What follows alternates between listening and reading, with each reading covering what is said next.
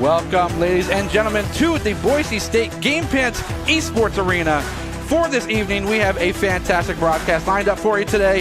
It is going to be some Rainbow Six action in the Faceit Collegiate R6 tournament. I am not Michael Fishfisher. Instead, you know me, I know me, we all know me. I'm Jared Barreto Castiglione, and the only person I would be happy to have here on the desk for this game would be my fan and best friend here on the stage, Brenner Bear.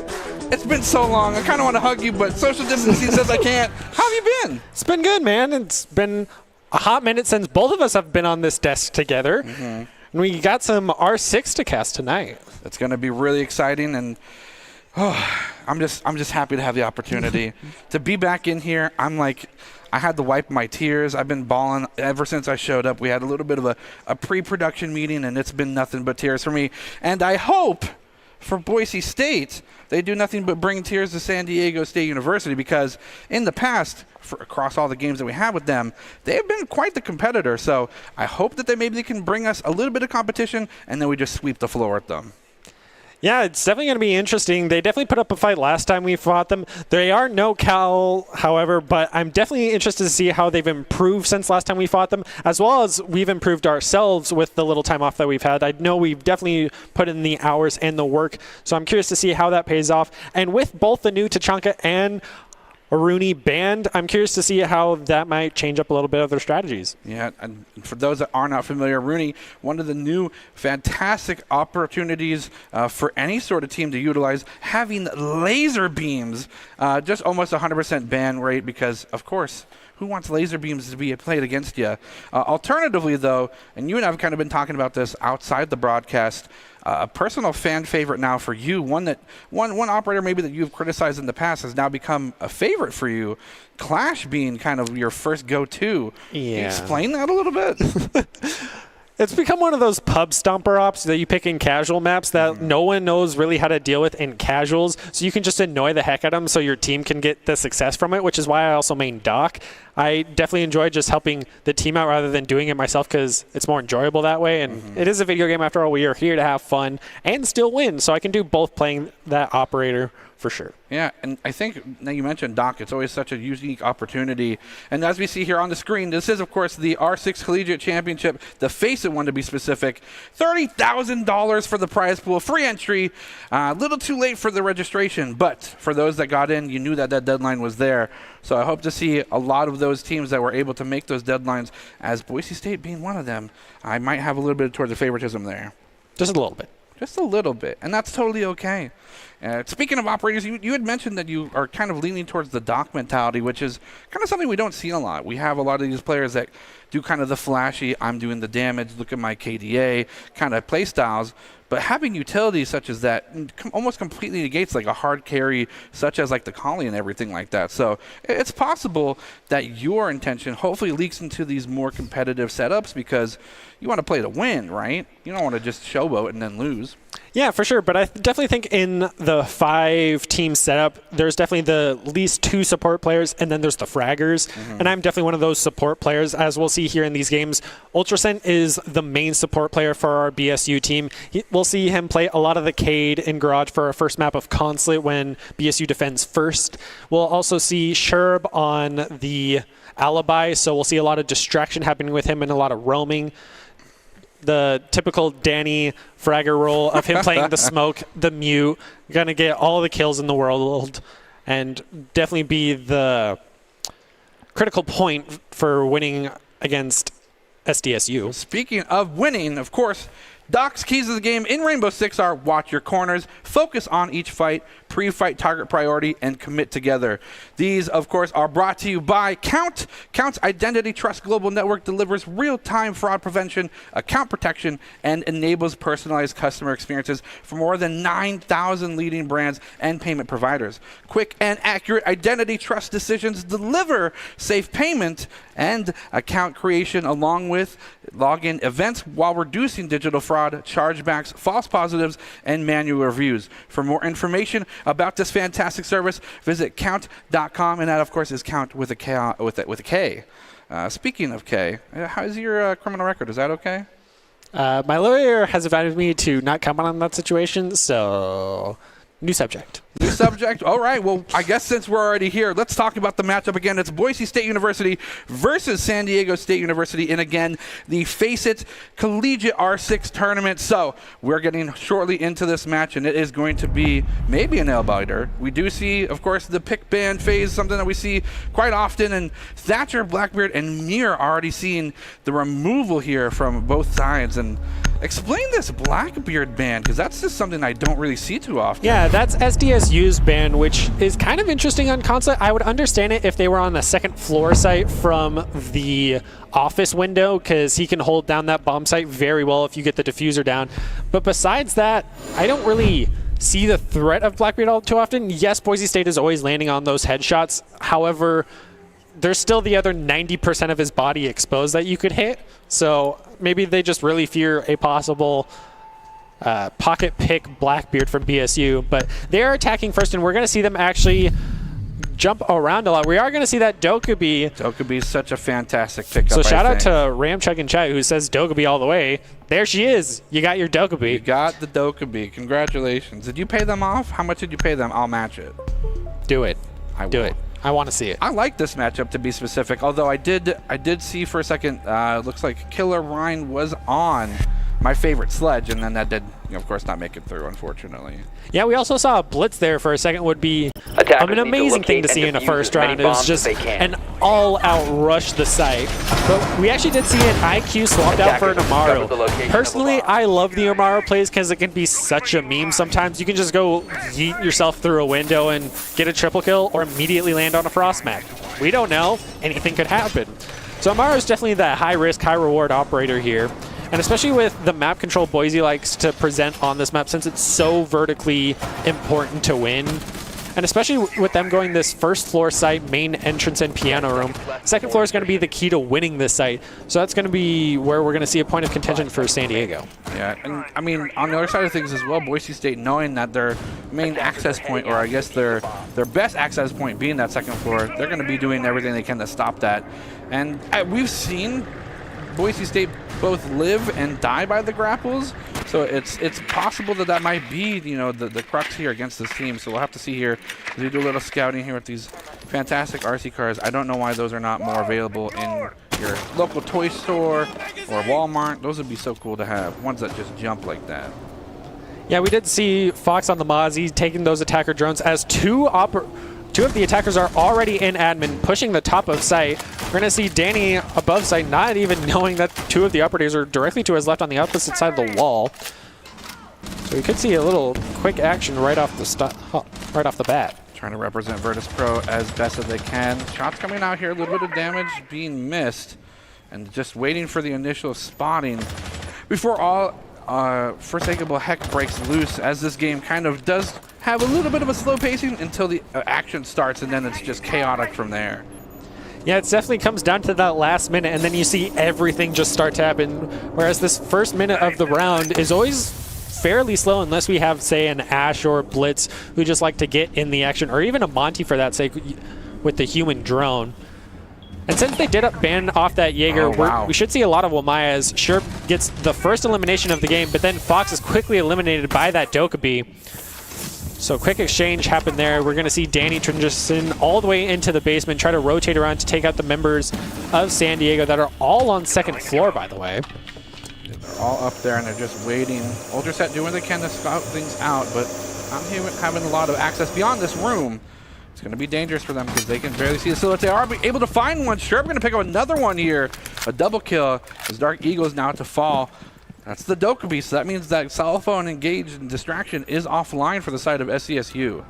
Yeah, they didn't even use it once from what we saw. They might have used it once, but it clearly didn't get them that much info, for that matter.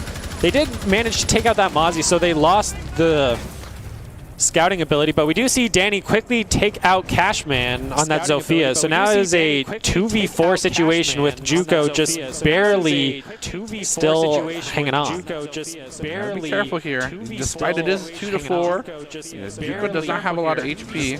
Is able to get a little bit of health back. No, they are going to fall here. Killer Rhino find one, and now even up almost 2-3. So if they're able to get this target acquisition on point, they can make it an easy 2v2 and still turn around. They haven't scouted, though. Yeah, it looks like they're going to go for the main room plan, cover right behind the desk, so they shouldn't be able to get shot from the roof hatch as we see Danny try to go around and go for those eliminations. Gets Nice the shot. perfect one-tap head and then manages to eliminate Killer Rhino as well. First round going to Boise State. Yeah, nice 2 double kill situation, and it looked like SDSU was planned for that kind of rooftop access through the hatch, but ended up putting themselves in a position where they could just easily get picked off and were unable to defend that. So a nice first round for Boise State. Maybe not as clean as they may have wanted it, but I don't think this necessarily calls for any sort of change in the picks, but contrary to my belief, it looks like Boise State says they otherwise. Yeah, it looks like they are going to finally swap off that Amaru, who did get eliminated first for their team. The Nomad did very well for them, managing to take out Juco. However, Sherb was the main problem there, the alibi on the corner stairs right by Garage, taking out 2 members. That's definitely something they need to control, is the roaming rotations on those stairs if they're going to take second floor and try to take that first floor site. But now with Boise heading into the basement, we're going to see maybe a possible Garage play and then another party come through servers, hopefully. A little 2-pronged attack if they can manage it. But with Ultrascent on this Cade, we might see some possible Cade tricking with no Collie being picked by San Diego State either. I wonder, this is always such an interesting question for this map in itself, is how well this garage door is kind of defended. I know that oftentimes most teams just kind of hunker down behind it, but it may end up being kind of a detriment to you, as once this wall's down, you're just left with so much open space, and you got to be careful because there's not much room to move down there either. Yeah, one of the easy way we see a lot of teams take the garage is they will take piano room and then shoot through the floor to remove all the gadgets that are electrifying or mute jamming that wall. But we didn't even see San Diego State take an IQ or a buck. So going through the floor is, they're going to have to use those Ash charges, assuming she just doesn't use her Speed Demon skills and run through everything. So that is something we'll have to wait and see on the side of San Diego State. You know what they do say, Brenner Bear, you got to go fast. I think that's the wrong game, sir. That's I think all games. Applies to some sort of blue hedgehog or something. I don't know. Some sort of weirdly colored animal. Something like that. Who wants their fur or hair colored blue? I know, weird people, man. Real weird. What's not weird about this is both teams are, of course, treating this with utmost respect. Nice scouting opportunity here from Juco. Gets spotted, though, and taken out, but the information has already been given over. Not to be able to be used, though, as Cashman takes out Fox yet again early in the round. Boise State now suffering the first casualty. Fox first eliminated once again with Cashman barely at 5 HP. Maybe Mega Man might be able to take down this Cashman. Danny doing a little bit as well, being tagged up. Gotta be careful, because now there are a few different points of attack. They are able to find the site. Yeah, both Sherb and Danny are on that office right by that stairway, as well as all 5 members of SDSU are, looks like they might be doing a top-down take, as we see Killer Rhino go down to Danny on the castle. Didn't even take a lick of damage, so it's just more quick gunplay there. The health advantage is not going to be given, though. 3-3, just 2 eliminations across the board. Joku getting it taken care of. Cashman with the remaining health they have, and then unfortunately Danny faltering as well, not having that full HP bar to combat with. Yeah, that member of SDSU just came up right behind him while he was heading in the bathroom and took him out, as we see Ultrascent try to spray down that hallway from the garage. We are going to see Juco get a double kill here and take down Shady B. How this does turn out here. It is, again, a fairly low count, and then now it's just Dark Eagle versus the World. He's going out on the side, 1-2, not impossible. We've seen this even from our own Danny as well as Sherb from time to time when they do need to clutch up. So Dark Eagle could be one of those clutch fraggers that we were talking about earlier. Yeah, see an Ultrascent do ring around the rosy around this van in the garage. You do see him able to take out Ultrascent, so now it's a 1v1 with this Capitao on a triple right now. Not even using the coolest part of the character, but that however, is okay. he does not have Diffuser, so he has to go back up the stairs right into Sherb's line of fire, so it looks like this round might go to BSU. The preparation here, Sherb knowing where exactly the diffuser may be, doesn't really matter. And of course, when you start breaking everything in the area, Sherb's going to be able to just pick that up with that auto-tour Q. Yeah, things did not go too well there for SDSU. They really did not get control of the map at all, with both Sherb and Danny on that second floor, able to take out multiple members of SDSU. Even Danny trading his life for it, but still managed to win the round for BSU. And you know, in competitive play, even at this caliber, 2 rounds isn't like, you know, too far gone. It's very maintainable. If you are on SCSU, what are the call-outs here? What are the switches and playstyle changes you need to make to try and get yourself away from that 0 points? I would think they can do one of 2 things. They could definitely try to do the rush strat of just blitz, Ash, Amaru. We're going to go right into sight, and we're going to plant and get the diffuser down, smoke it out, and then get out and hold it from an angle. Or they could do a full take, which is start from the top or start from the bottom and clear it all out. Because both Sherb and Danny have been huge threats to them as of right now. Sherb getting multiple kills every round. Yes, they've been able to take out Fox on the Mozzie first every time, removing the anti-drone utility scouting that they have, but it just hasn't been able to get them the wins, as well as it takes them a couple shots to take out a single camera in a corner, as we saw Juco earlier scout him out. So that's just maybe something else SDSU has to learn, is timing of it all. I thought Amara and Chachanka were banned. Amaru.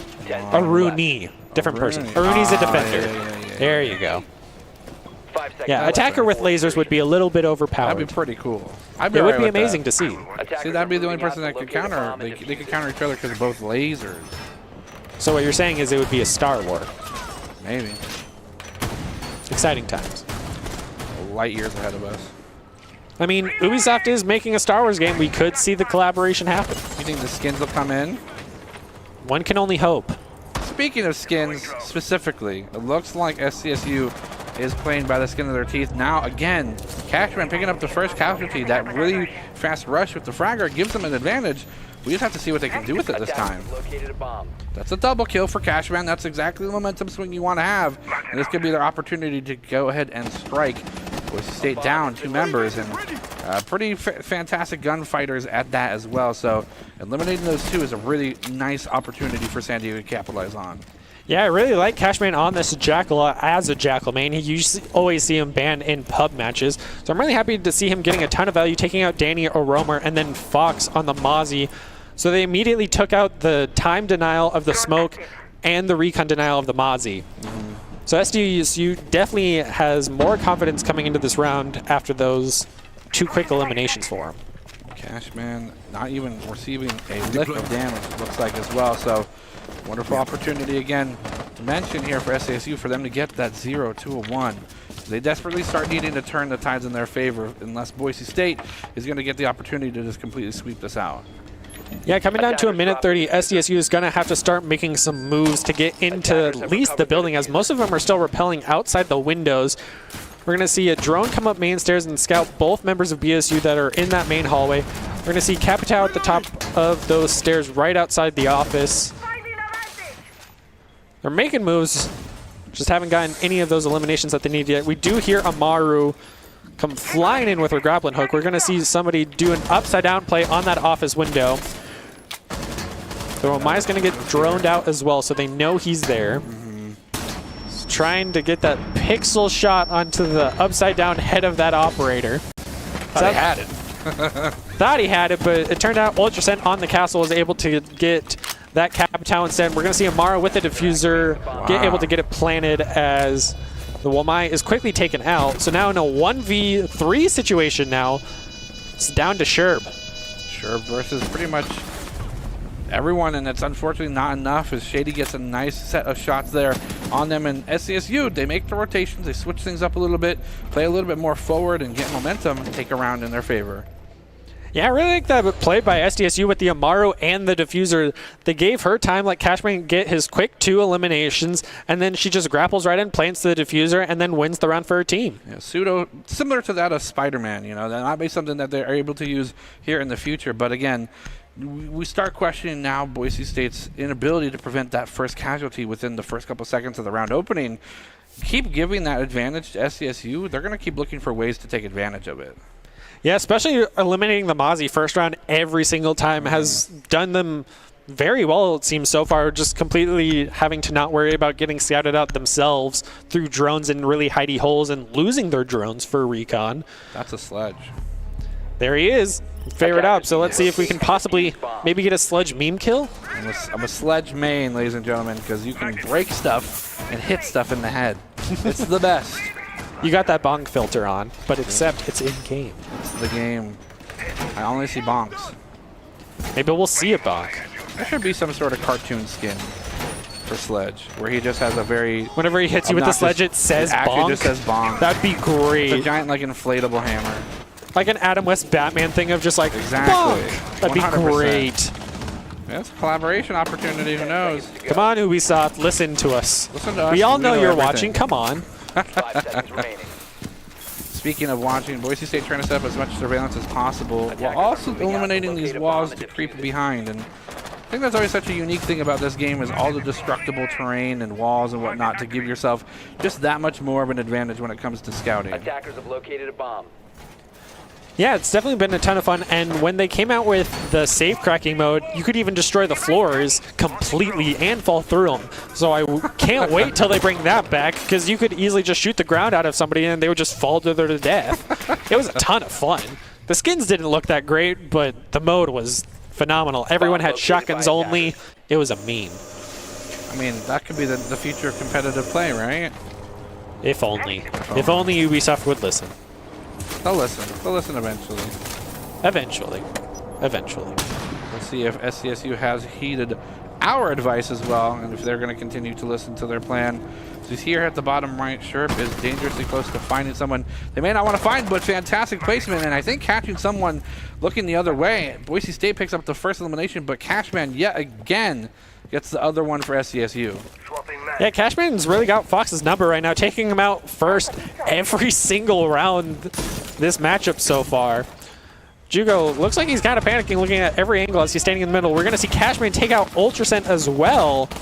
Cashman definitely being the star player for SDSU right now, taking out three members, taking out Juco as well. So now it's between Danny and Sherb to win a 2v4 situation, not even having the health advantage here. Yeah, Danny, I think, was also lit up from Cashman. That's the finishing job, and I wonder if it's a four-peat, if he's going to go for the full one. No, it's Killer Rhino, but Cashman finishes things out, and again... He actually trades with Sherb with a double headshot back-to-back. Boom, boom. We're just going to have a Killer Rhino kill cam since they traded.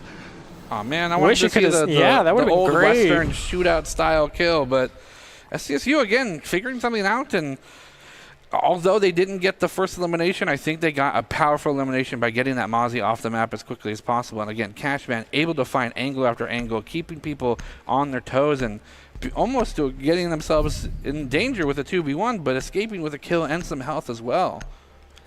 Yeah, Cashman has just been kind of the star player for SDSU and on the Jackal consistently, so he can track where you are and win the gunfight against you. Yeah. So I really hope, and he evened out the matchup, so it's 2-2 now. So now we're curious to see if Boise might try anything else, seeing as Fox on the Mozzie has been eliminated first every single time, so maybe you might want to hang back a little bit. I don't know. And then maybe we want to see Sherb's been doing very well with his rotations, getting pick-up kills. Even when he traded with Cashman, that did lose the run. He did trade with him. Right. So that's definitely what you want to see in an engagement, especially if you end up dying from it. We're going to see Ultrascent on that Cade again, holding down the garage. We're going to see Juco on the mute trying to do the anti-drone along with the Mozzie. We're going to see Danny on the castle this time. Yeah, I was going to say, not much of a change up here besides that one castle pick, but I mean, for SCSU, you really don't start looking at changing things if it continues to work for you. Alternatively, I think Boise State, if this Mozzie is unable to continue to be used, that might be a cause for concern and an opportunity to swamp as well. I mean, maybe they're just using them for the simple utility of we want to take their drones, maybe not even use them, but just deny them having the drones. But at the same time, you have the mute. Right? They're not running a Twitch or anything. They can't destroy the mute jammer. You ban Thatcher. So I don't know what the thought process is there, especially since he's been eliminated first time, so you're not utilizing his recon, and you're not swapping off of it. So curious to see where that leads. We are going to see Killer Rhino take a little bit of poke damage right off the bat. You haven't seen Cashman already wipe out 3 members of BSU, so yeah, this has been the longest that Fox has been alive in a long. And I had to say something. Jinxed him. Caster Curse, and it's Cashman again. Cashman just running does rampant. not like this Mozzie, man. Cashman's got to be at what, like 11, 12 elims right now? We saw it for a second. He's up to. We saw him at 8 at the start of the round, so he's up to 10 now. As he takes out Sherb, who's been kind of the main kill confirmer for BSU right now. Sherb sitting at 7 kills. We're going to see Danny run into 2 of them. Yeah, only managed to secure 1 kill there. We're going to see Cashman able to get the headshot onto Juco. So now it's once again a 2v4 situation. And Danny's still alive with plenty of health. Could be their saving grace because Killer Rhino at the beginning of the round did get chip damage and a little bit there as well. Jammin is going to go for that placement as well. So this is going to be dangerous. This is going to be crunch time for Boise State. Yeah, it's Danny all done. actually falls to Dark Eagle. It is just up to Ultra Set. He's able to find one, but he falls as he gets pinched between 2 Dark Eagles, securing it, and a 3rd round win for SDSU. SDSU has been playing so much better since they learned the first 2 rounds. They learned BSU strats, and then they just completely have taken over. Cashman's just been winning firefights. Fox has just been throwing his life into Cashman every single start of the round. And then we cursed him with the casters. It's just all going down right now. That one I'll take personal responsibility for. I'm sorry. Sorry, that was Fox, perfect timing, too. But we are going to see SDSU actually change up to a Lion, and we're going to see BSU change to a Malusi this time. And the Wamai's coming out this time as well, I believe. No, we've had Wamai. No. I'm at Castle, who was only here for the last round. Okay. Sophia, maybe? No, we've had Sophia. No, I'm just seeing if they're switching or not. Oh, no, the okay? 6th pick. Yeah. I got you. I got you. It's I okay. can read sometimes. That's Just why I'm on the sometimes. That's desk. why I'm here. It's okay. It's okay. Yeah, you read all the other times. Now, with this change, I mean, getting rid of the Jackal, what does that tell you if you're looking at this team? They still have Jackal. They didn't take off the Jackal. No, they still have Jackal. That's what I meant. I'm trying to test The reading you. here, the reading. We're working on it. We got it. You know, it's tough. But I really do think that when it comes to observing these kinds of games, you have to look for opportunities to switch things up because it's tough. It's the Lion that was switched in. Yeah, so we have, the 2 new ops is the Lion and the Malusi. We're going to see Danny on the Malusi. So the Malusi pick is to straight up slow them down. They have been just too of a commanding process against BSU and just running them over, especially Fox. And so hopefully we'll see a much slower, more progressive play where BSU usually thrives, is just waiting them out and getting to that last minute to where then they could thrive. We're also going to see this Lion kind of remove the rotations from both Sherb and Danny since they've been moving a lot. So I'm curious to see if that'll pay off for them as well as Lion peeks the window right by Sherb. We're going to also see Ultrasen on the castle watching the window as well. We're going to see Jamin with the diffuser again. So they try to push this site through admin. Nice office space here, but might not be able to punch in and out for their whole shift as San Diego does want to do what they can to prevent that 40 hours a week. Nice scouting opportunity. Does miss out on that drone, so has to be a little bit more careful. In frustration, naturally, you have to destroy the furniture. Fox, again, I'm not going to say anything, but there's look at the members on both teams. And look at the time. He's doing well. He's doing well. That's all we'll say. We'll see if they can use that for an opportunity. A little bit of poke from behind the shield, watching that office window. It's definitely been much slower and steadier for BSU this time, so we should see them do much better, theoretically. But all 5 members on each side are still alive. We're going to see a possible peek from Danny through the window, but he was unable to secure any damage onto the opposing member. This is tough. This is right around the time when SDSU really starts to put their plan into action, so we'll have to see if Boise State crumbles under the pressure or are able to maintain this foothold they have so far. Yeah, Dark Eagle on the Sophia has been taking a lot of poke damage through that window, trying to clear out that office space so that they can try to go for the plant on 2nd story. We are going to see Danny finally take out Cashman. SDSU must be a little bit scared after that, taking out their star player. Yeah, taking out their pretty much lead fragger so far in this map. Dark Eagle taking a lot of damage as well, and Boise State pretty comfortable with their health lead right now, as well as the man lead that they just got. Taking out another one, Juco taking out Dark Eagle this time, and a little too froggy with the peaks. They do know that there's another player out there on the ropes, and they're going to try and keep them there for as long as possible, away from this bomb site. And another one goes out, Sherb taking out Shady, and SDSU is crumbling under pressure of trying to get there without this utility and the guaranteed man advantage given from Cashman. It is just jamming, and luckily they do have the ability to put things down. get the plan start of action and start that timer, but it's a 1v5 situation. So that's a pretty tall order. Yeah, 1v5 with 15 seconds left. Looks like he's just going to let it go, try not to get the death. I guess he's saving that up. 10 seconds remaining. This is CSGO, right? He's got to save the op, man. Got to save the operator. He's trying to econ 5 out. seconds left. He's going to go for extract. That wood is moving without any physics applying to it. It just kept Operator, swinging you have run back out and of forth time. in the wind. We love Ubisoft here. It's nothing. They can never do anything wrong. No game Oh, of course not. programmers No. or game developers do anything wrong ever. They wouldn't make an overpowered DMR or Mac 10 or anything. That's crazy. That's a different company. Exactly. They don't make that mistake. It's Yeah, fine. Don't you understand, though, that behind those options of that free-to-play game, there's a paywall for only cosmetic items that people insist on buying. Shh. Don't use logic here. We don't need It's to know a this. free-to-play game. Free-to-play. This has not been free-to-play for either of these teams. It is now tied 3-3, which means both these teams have to pay dividends in both terms of skill and strategy. So we still have the question to answer, Brenner. Which team's going to reign supreme? Defenders, Boise protect State your bombs now from being finding themselves defused by another attackers. round after 3 consecutive back-to-back losses. Alternatively, SDSU was able to find a nice rhythm there and get themselves from a 2-0 deficit to a 3-2 lead. Well, now we're also switching sides. So one thing I want to point out is Cashman is on the dock. Conversation we had earlier, we don't see much dock. We're seeing a dock We're seeing now. the dock, yeah.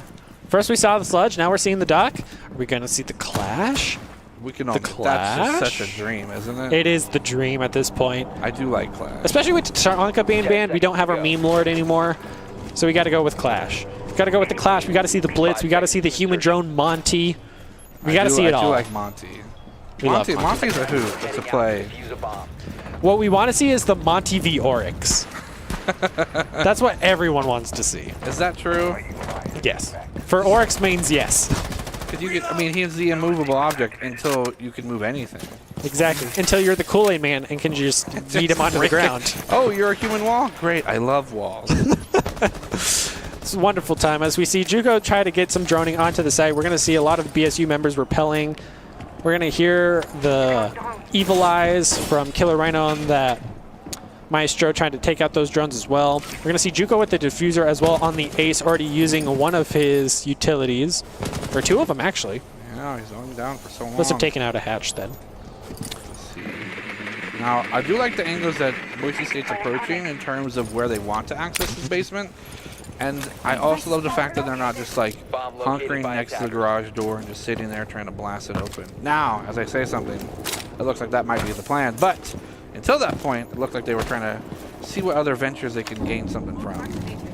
Yeah, Danny on this IQ is going to remove all of Cade's I can tell where you electronics on that garage wall so that they can hard breach it open and go for the plant as well. As 4 members of SDSU are actually on the basement floor. This is something that BSU almost never does. They like to have people on second floor and first floor to try to just completely ensue chaos for the attackers. So the fact that they're hunkering down could lead well for them as BSU likes playing a longer comp, but we're going to see Danny get a quick 2-piece. Wow. Both through the floor and through the wall. Both headshots, mind you. And Cashman's down, so they don't have the dock. He's going to try to shoot the backpack of Maestro, but not able to connect at all because it is a backpack. Putting holes in his bag, dude. He's got the angle. All the spaghetti is falling out. Poor Maestro. Poor Maestro, no spaghetti now. As soon as he turns away too, Maestro turns the corner. The worst time in there for him. It's too bad. We're going to see Killer Rhino then take out Danny through the floor. Oh, We're no. also going to see Buck taken out by the Malusi as he's looking through the floor as well. We're going to see Juco just completely man through the gas, going to get poked by the evil eye a little bit, so they know he's there. We're going to see Maestro take him out through the wall, and since he had Diffuser, BSU no longer has it, so it's all down to Ultrascent and Fox. Fox, not the first one dead, second one still alive. With the highest health total as well, so maybe they're just a attack-heavy player. Who knows? We're about to find out if he can clutch out this run in a 2v2 situation. And he's going to take out the Malusi with his air jab on the stairs, knocking her back. So it's all down to this Maestro, who gets And taken it's down by Ultrascent. over. Now, Fox wasn't the one to clutch it up. It was Ultrascent. But to end the round with the highest health total, that's still something to note as well. But I do want to question the amount of effort Boise State just had to go through in order to even secure that round win. That was down to the last 20 seconds, and they didn't even have the opportunity to plant the bomb. Yeah, it was definitely down to the wire there, and they were trading out for almost every engagement there of just back and forth, back and forth. Danny got 2, and then 2 were lost. So it's definitely been an interesting matchup here, as we're only 4-3. Nice pickups coming out here. Thermite now. Yeah, we're going to see him swap off the ace to a Thermite, and then it looks like the defenders are actually staying the same. Respect to the Doc pick. Hopefully we see him get some action this time and not taken out immediately. Yeah, if this Cashman continues to be the kind of top momentum-based player that they are, it's interesting that they pulled out the Doc, but I guess if you have the ability to just have better gunplay, yes, you know, being able to keep things in terms of vision and scouting high priority, not going to change here much, but having that utility to heal at need, it's also a pretty good switch up as well. And you know he's a good Doc player because he runs the revolver. Is that what it is? Yes, we love it. True Doc mains run revolver. Prove me wrong, chat. We know. They are very upset that we like shields, so... And we did actually have a question in chat of why T'Chaka is banned. Since his recent rework, the league does not like having that new of an operator since his change in the game. And plus he was very overpowered when he first came out. And same with the new defender whose name I completely forgot. It's not Amaru. It's something like that. I don't play her. No, it's not. I'm not a person with the lasers. It's lasers. You always ban lasers. Exactly. Those are just She's banned anyway. You don't need to thumb. remember her name. But She's just banned. Banned laser lady. yes, so that is why he is banned. He is just too new, but he will be back actually fairly soon if I remember the rules correctly. But we will see our meme lord return to us soon, even though his turret is gone. No more turret. That's just his gun.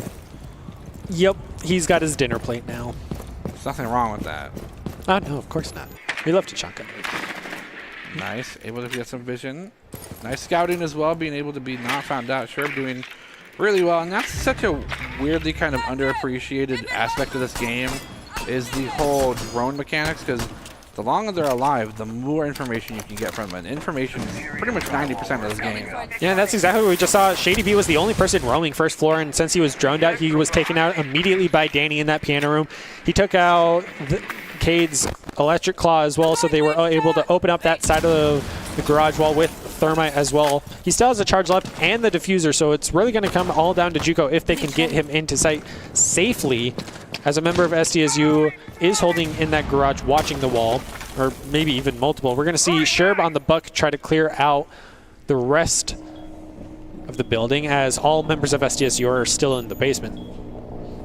I think that's kind of the right call when you have a numbers disadvantage, although you do have your air quotes top fragger as Cashman still alive, so maybe they can start splitting resources in terms of their defenders to both sites.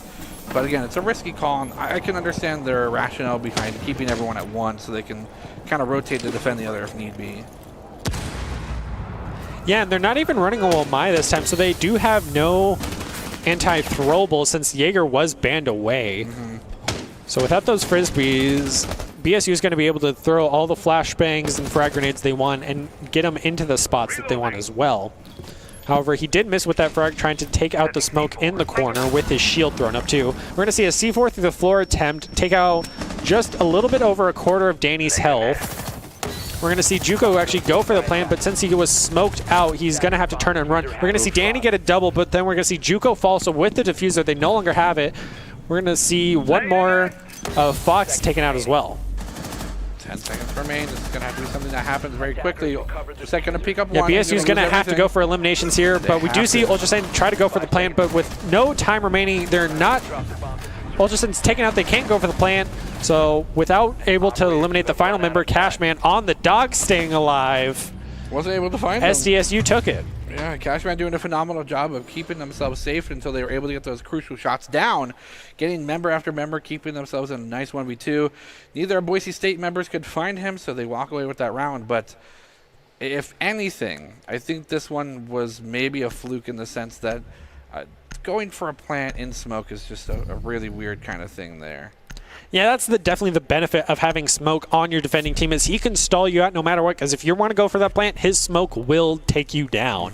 And so you have to get out of it, which puts you right into his line of sight, and then he can take you out as well. So SDSU played that very well. They did end up losing their life due to BSU just trying to rush and get those eliminations since they couldn't get the plant down anymore. But with Cashman on the dock, he was able to survive thanks to the air jab, actually knocking him back into cover from the Buck, who was looking at that angle. So BSU kind of shot themselves in the foot just a little bit with that air jab, but still, all in all, it's back to 4-4. We're even here. We're going to continue to remain even until, of course, the end of this round. It's tough to say who's going to walk away with it, but now that these sites are on a different floor entirely, I don't know if the whole 4-man on one site is going to work too well for SDSU. Yeah, I'm curious to see how this plays out, as second story is pretty much the key to getting either a plant on the site or even winning it for that matter, because as we saw when BSU was defending the site, that roof hatch was the key to how SDSU lost it. So I'm curious to see if what they'll change up to play it, as they're still running the same ops, but now we see a Legion instead of the Cade this time. What does that mean for when teams, were to pick this over one over the other?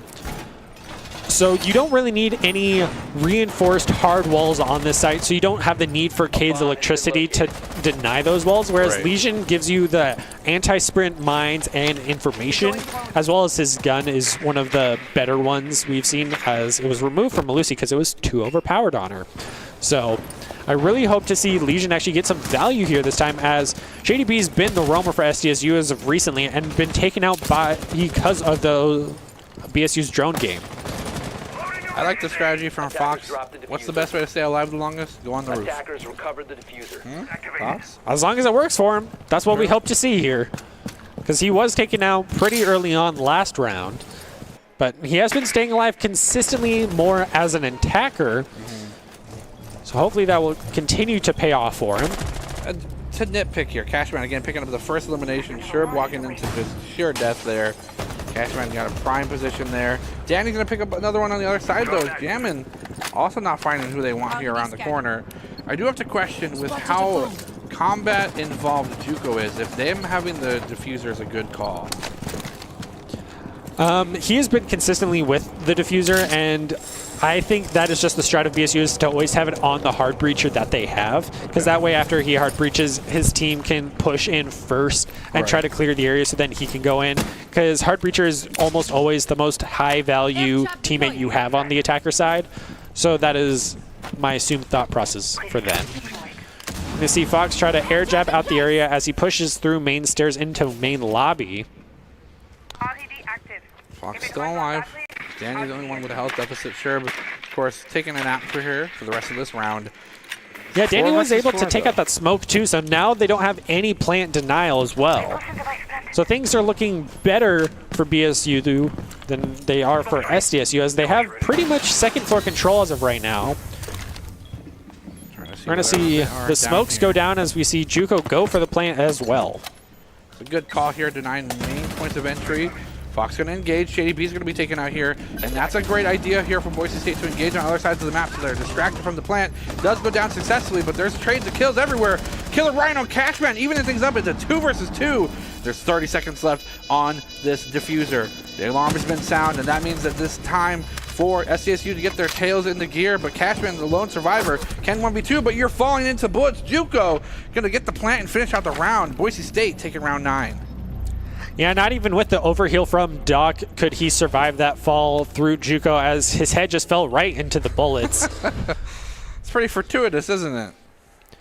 Definitely unfortunate for him, but with how this game's been going, it's just been you win this round, I win this round, you and you, and Sure. back and forth, back and forth, back and forth. So I'm curious to see how SDU is going to pull this back now as they're going to the second floor site. Oh, yeah, huh? Interesting. And they're bringing a Goyo Pulse, 2 operators we have not seen The Dokobe's back as this well. matchup so far. Oh, come on. I'm going to see the 6 pick man. onto the Nomad and the Echo. Don't remove the Dokkaebi. Dokkaebi's cool. M14 is quite wonderful, and she can just spam call you Attackers all need to the time. locate and defuse Just like my bombs. ex. Oof. Too real, sorry. What are we kidding? I've never dated anybody.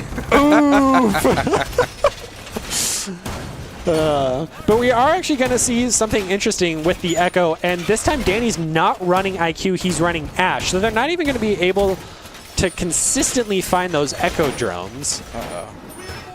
Unless Echo's just bad, but... I don't think Echo's bad. It always comes down to a question of how these players use these characters, right? I think when it comes down to most of these games, especially with now how R6 is kind of being treated, the only things that are busted are ones that are newly released, and then they immediately get bounced to a point of being playable in almost every situation. Yeah, and everyone has like their own play style of that character as well. So some people might be like, well, I don't think this character's overpowered, but the way you play him, you are. Well, that could just be the player. Exactly. It's not the character at that point, it's just you as a player yourself. If you don't start police cars on this map, what are you doing? Why are you doing something wrong all the time? That's the only place to start. Yeah, it used to be never the place to start because everyone would just spawn peek it, but... Yeah. You don't see a lot of that happening in these high competitive matches, really. Yeah, it's one of those things that's, I wouldn't say looked down upon, but it's definitely high risk, high reward. Whereas in a typical pub match, spawn peeking's the most wonderful thing ever. Yeah. It's almost always Doc as well, because he can just pick himself back up if he loses the engagement somehow. Fox keeping up an old tradition of almost dying here first in the round. Got to be careful, because when you look at the way Boise State's set up, they're the only person there on that side of the entire building, I believe, that has an opportunity to be shot at. And why wouldn't SDSU go for the one person that they have access to? I mean, as long as he's giving him access, why not? Exactly. Say hi, here I am. Exactly. We're going to see BSU's stereotypical amazing drone game of I'll drone you in and you follow and then take out everyone I ping for you. Let's see if this is end up working. Yeah, with a minute 30, BSU's definitely taking their time as only, what, 3 members are in the building right now? Right. And they're all first floor, haven't even gotten to second floor. They do see the one member right above that roof hatch, which is a strategy I quite enjoy because that is something I do all the time that BSU could never deal with. Right. Because they can't get you through the roof because it's reinforced behind you. They can't go through the hatch because it's reinforced under you. They have no sight lines onto you.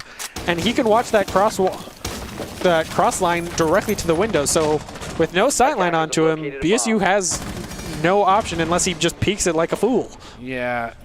Essentially, Sherb, paints himself essentially into a corner. Shooting out the ground also shoots out the ceiling above you, and unfortunately for Sherb, they pretty much gave him line of sight of himself to get shot out, and that gives, again, another man advantage over to SCSU. No health being done in terms of damage. Cashman will fall as Danny's going to pick things up, but Fox having as little health as they do means that they still have a health disadvantage here on Boise State, and they only have 25 seconds to get things into gear. Yeah, Jamin on the smoke has been really good just denying BSU trying to push at all, taking out Sherp through the floor and then denying Fox with the smoke grenade. We're going to see Juco try to go in, but he goes right into the smoke after taking a little bit of damage. Tries to go for the plant, gets taken out, but with no time remaining, looks like it's an SDSU round. SDSU round and simply because of Boise State's inability to act fast enough. Great intention there. Were able to get themselves in position for maybe a plant win or a defuse win, but ended up dragging their feet in terms of time, and it just cost them too much that Sandal ran out. Yeah, I definitely think they spent too much time droning out the entire building when not a single member of SDSU was even roaming, for that matter, outside of second floor. So that was definitely a lot of wasted time there. And on top of that, Jamin on the smoke denied Fox on the window for a long time, took out Juco from the plant, and then got him eliminated when he tried to move somewhere else to plant. Took out Sherb through the floor because Sherb couldn't take him out while he was sitting above the hatch in that God corner. So Jamin's kind of been the God defender, and Cashman's the God attacker right now, is how it seems for SDSU, and BSU's just needs to kind of pick up the pace. Take a page out of SDU's early books we saw in round 3 and 4. You just got to kind of push it, be confident. Because we know they can win those fights. They have won it consistently. We saw Sherb constantly trading or even just winning. Same with Danny. So unless they're eliminated right off the bat, they can do it if they push. Yeah, and I think when it comes down to it, again, at this higher level of play, the respect for both teams and your opponents kind of 5 seconds to come out in full, you know, saying, oh, well, if we're smart enough to do this particular play, we assume that they're smart enough to do it, where they might not even know that you could do something like that, and you have a distinct advantage, but because you assume that they play the same style that you do, you're putting yourself in a rabbit hole of just what ifs. Yeah, and that definitely could be an issue here as we see Shady B now on the Attackers have Mozzie. located a bomb. Maybe trying to prove to Foxy Mozzie doesn't have to die first every defender round. He doesn't? That's Mozzie doesn't crazy. die? That's crazy. Who knew? I do like the fact that we have IQ back in terms of Danny's pick, so maybe able to get some more denial of the extra utility that SDSU has drafted. But again, we'll have to see Juco putting down some charges here, trying to blast open this garage door. Yeah, garage door wasn't even electrified this time, with SDSU taking no hard denial. Right. So definitely risky on their end, as we're going to see BSU hopefully move a little bit quicker, especially now that they have the wall open. They could definitely try to make some riskier moves here, and they might even be able to pay off, as we're going to see Sherb try to go through the verticality play with Buck in piano room, just opening up the entire floor, hopefully, if he doesn't get picked off once again by a member of SDSU, as he has in the past so often. Careful, that's a very noisy gun that you got there, Sherb. So I understand you're trying to get some angles through the floor, through the roof, but as you remember last time, that did not end up working so well for you. Yeah, and with not even a single HP point loss so far, BSU once again taking this too slow. We're going to see Sherb take a little bit of poke damage to the floor. We just mentioned it. So I'm very curious to see if they're going to try to, with the minute left, move to point somehow. I don't know what their plan is at the moment. They're just slow and steady, whereas members of SDSU really aren't moving around. Two of them on the cams. There's one first floor coming around through main entrance, going to possibly take out Sherb. We're going to see Danny take out Cashman. And this is the time. This is the attacker time. You have the man advantage. Force the rotations, force the callouts, make them abandon their post and make them frantic. 50 seconds on the clock. I know it's kind of it's a meme, Boise State, the 1 minute and then move thing. It's a meme, 100%. Don't play it by that rule, because as you've seen before, San Diego State moving about 145 got themselves to the position by being proactive and forcing you guys to react. You guys can very much do the same. We're going to see the smoke come out, denying the plant from Juco and Ultrasen. Attackers dropped the diffuser. And then he's going to get taken out. So now it's down to Ultrasen to try to get the plant down. We're going to see Sherb pushing from the stairs, having to take out that smoke if Ultrasen's going to be able to get the plant down. And now that he did, it should be a BSU round after getting the plant down, since it's a 3v4 situation. 10 seconds to Nice go. chip damage here on Sherb. Attackers 3v2 activated is diffuser. planted. 45 seconds Defenders remain have now eyes on the on clock, the but diffuser. Attackers health need to protect disadvantages it. are everywhere. This is going to be a pretty Hail Mary-esque play here for Boise State. Danny trying to get he does actually get the double there total so far in the round, and Sherb's able to hold their ground as well. Killer Rhino versus the World. Are they able to do much? They are able to take on one. It's 1v3. They know where this other player is. He's got the double kill as well. Killer Rhino, proving that their name is not just a bluff. You gotta be careful of that garage door. There's one right behind you, but you didn't turn around. And Ultraset will take this one back. Boise State denying back the 2 in a row wins. Both these teams actually denying it. This is just it's a giant amount of just back and forth actually so far. Yeah, this is definitely a match I am glad to cast, as it's been very much back and forth, and these teams are clearly even to some extent. And so Ultrasen definitely clutched that round for his team, picking up the diffuser, getting the plant down, and then taking out the Maestro after taking out 2 of his own team members. So very good on him. Shout out support players. Let's go. Ash and Thermite, I like this. I do appreciate the smoke, and I get what they're trying to do here. But now I think that Boise State has played so many rounds against it. It's not working to as much power as it was in the past. It was mainly used as a way to deny the smoke or the diffuse to be started. But you know, to be honest, Boise State sees that cloud and they just start moving around it and moving away from it. It's not catching everybody Attackers need to like it locate used and to. defuse as many bombs as they Yeah, can. BSU's definitely been slowly adapting to this SDSU strat, as they all immediately go for that Rook armor. They got to get their sweaters on. So I really hope to see maybe that'll pan out for them, as they'll be able to take just a little bit more damage as long as it's not a one-tap headshot there. Good idea to reinforce this, but they don't. Again, as you were saying before, have much in the way of that hard reinforcement and the hard denial. So it's just going to be another easy point for Boise State to contest and force SDSU to concede. Yeah, it seems their defensive strat is solely reliant on this smoke denial. Yes, they have the mute jammers this time, and maybe that'll hopefully deny it, but they still have the Maverick, so you can just blowtorch through it. You can't mute jammer blowtorch. That's not how. Wouldn't that be crazy? I deny your chemical reaction. You can't do this. Oxygen plus ignition source does not equal fire around my technology. I have jammer. I jam your communication between the two chemicals. If it could influence the physics and science behind the chemical reaction that is fire, I feel like all life would cease to exist around these technologies. I kill everything Biology? now. No. No science around me. I jam you. I But jam your life. Your blood just turns into strawberry jam. But now I want to make me hungry, man. Kill me, Smalls. Come on.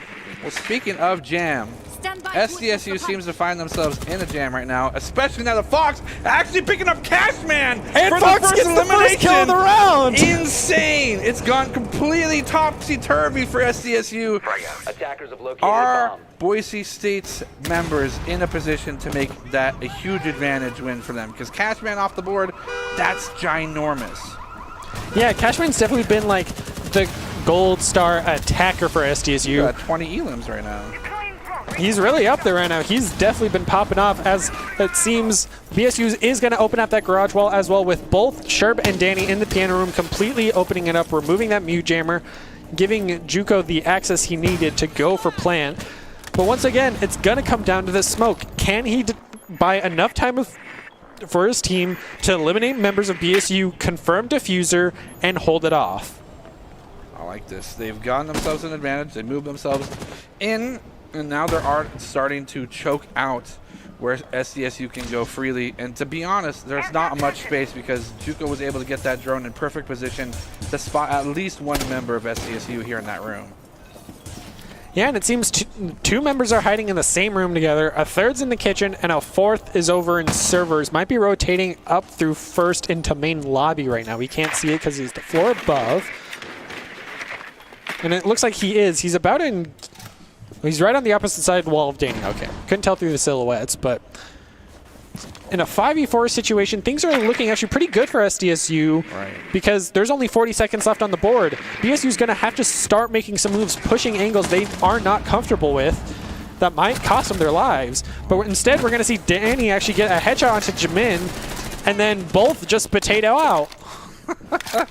That's the word for it. That was all mashed potatoes right there, as both members unable to get it. Danny going through the stock there. Inventory or not will not stop him from taking that, but diffuser was planted in the meantime, so that Swarby 2, it's not up to Killer Rhino again to attempt clutching up, and it is possible for them to do so long as they look behind themselves every once in a while. Yeah, we did see Shady B manage to take out Sure, but then we're going to see Fox take out Shady B. And now with Killer Rhino taking out Danny, it is a 3v1 situation. We know he can do it because he took out two members, but with that air jab, Fox getting a triple. Fox with the triple. The air job was, yeah, look at the chat. That's, huh. That's a question mark, isn't it? So, with Boise State taking the first map, second map is going to be Clubhouse, with them defending first once again. Goodness gracious. I mean, fantastic job from both teams, but we're here for Boise State's support here. And of course, that means that we always looking for talented players, production, and broadcast talent. If you're interested on how to become any part of this fantastic whole operation, just make sure, top talent along with good grades, and of course eligibility can earn scholarships as well. So sign up today by visiting boisestate.edu/esports for more information. Personally, I'm flabbergasted that I've had the opportunity to be part of this, because there is an incredible, almost an innumerable amount of talent available here, not only with the players, but with this fantastic production team, you and I on the desk. I mean, the whole thing rounds out. So try your best to be a part of it. I would love to see you here. The more the merrier, right? Right. Let's do it. Wonderful. And as we are getting ourselves shaped up here for that next map, we are going to throw it to a short break, give you guys some time to, drench and wring out your clothes. That sweat is collecting here on my back because those games were so near and close and dear to my heart. I'm also going to get some more water. I suggest you guys do the same. We will be right back.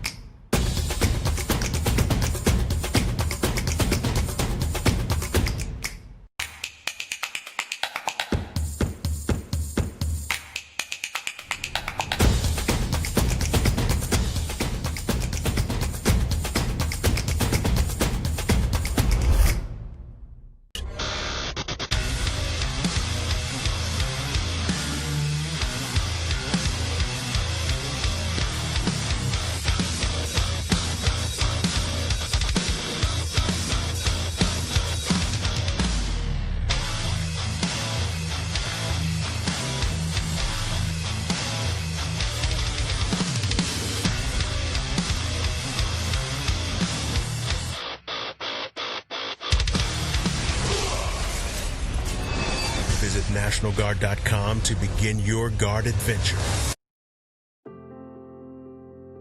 Since 2016, universities have been adding varsity esports, competitive intercollegiate video game teams, with nearly 100 colleges and universities now with official programs. Esports is fast becoming the new college sport.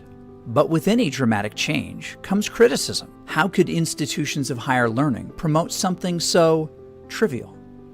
But when you look a little closer, esports demonstrates, just like other sports, that it's a pathway to something more.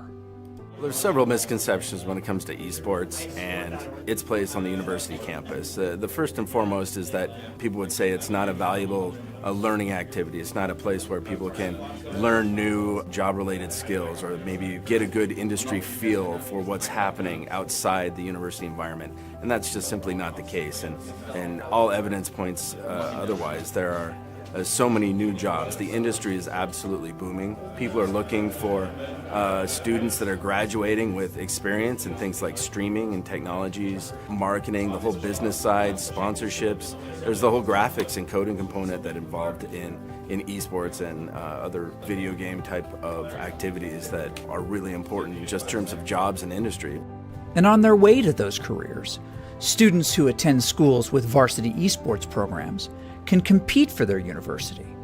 But in order to be eligible, students have to meet the same high academic standards as other student athletes. You have to maintain a certain GPA. You shouldn't be playing constantly. You should have like a certain time frame and like practice for like 2 hours a day or 4 hours a day. You shouldn't be just like overwhelming yourself. Care about your grades first and foremost. As Dr. Haskell said, he cares about our grades first because we came to college to get an education, to get a degree, and then we also get to do what we love and play esports. Athletics and other university-sanctioned activities bind students together with purpose, a chance to be part of something bigger than yourself, where we learn to work hard, play a role, lose with dignity, win with honor, all for our school. This is why we play.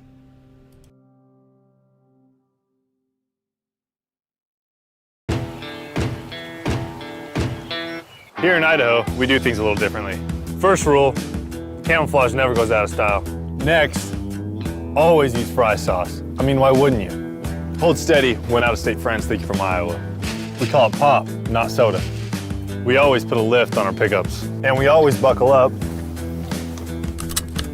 because we still have a lot we want to do, and I'm guessing you do too.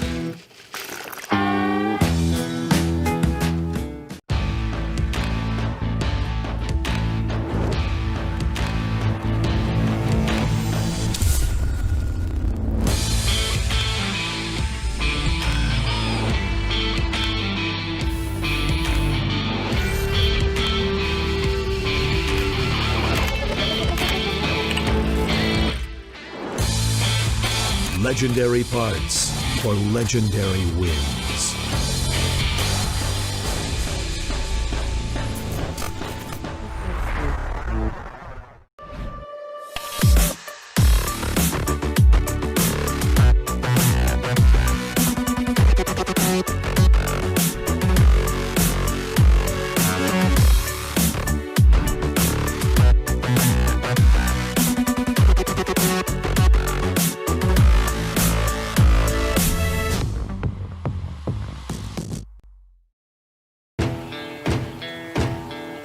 Growing up in Idaho, we have certain rules we live by.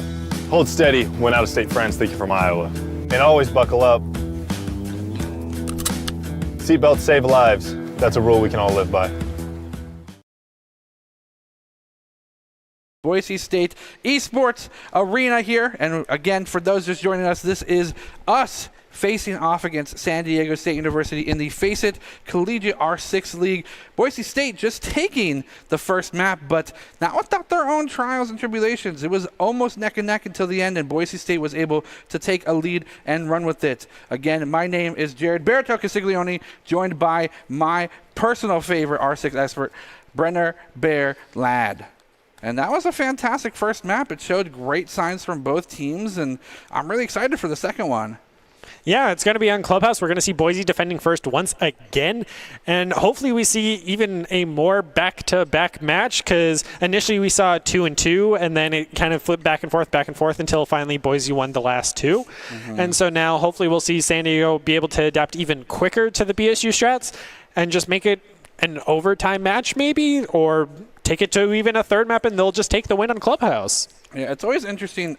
R6 is one of those games where you can come in with just like one identified strategy, and that can carry you so far until it gets found out. And I think that initially at the beginning part of the last map, Boise State trying that initial strategy got found out, had struggles getting control of the map again until they started making adaptations. And I think that is what makes or breaks this game competitively, is the eagerness and the wherewithal to make those adaptations. Say, well, if they like to run this, we can run this in anticipation, or we can completely flip the script and catch them off guard, making sure that they can respond with something. It's essentially testing each other's ability to adapt, and I think that's really cool about this competitive scene.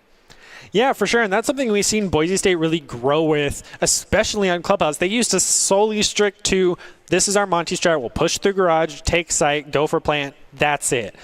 And since then, we've seen them kind of adapt the strategy and take away from the Monty, because they were countered so hard by it in one matchup in the previous season that they just had to learn how to adapt to it. And they've done that very well. So I'm curious to see what they come up with for this upcoming Clubhouse match. As we jump right into the ban phase, we see Boise take their stereotypical Thatcher ban, and then they're going to ban the Malusi, with San Diego banning the Hibana and Mira this time. Interesting.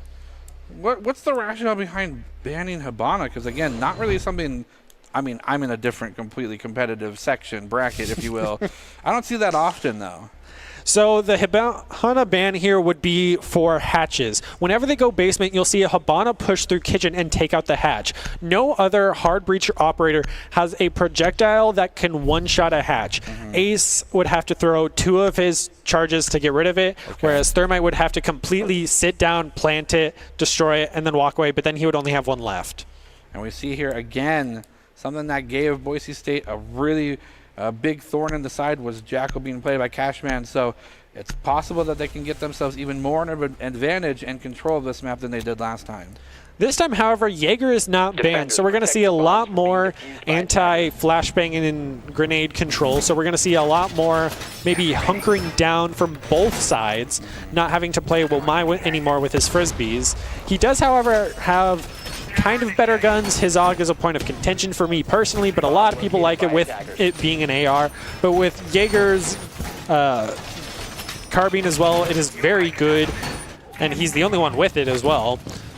So that is going to be interesting to see how things might change up this time. We're also going to see Juco on the Echo, something we didn't see him play at all last map, but we did see a member of SDSU play last time. We're also going to see Sherb on the Valkyrie.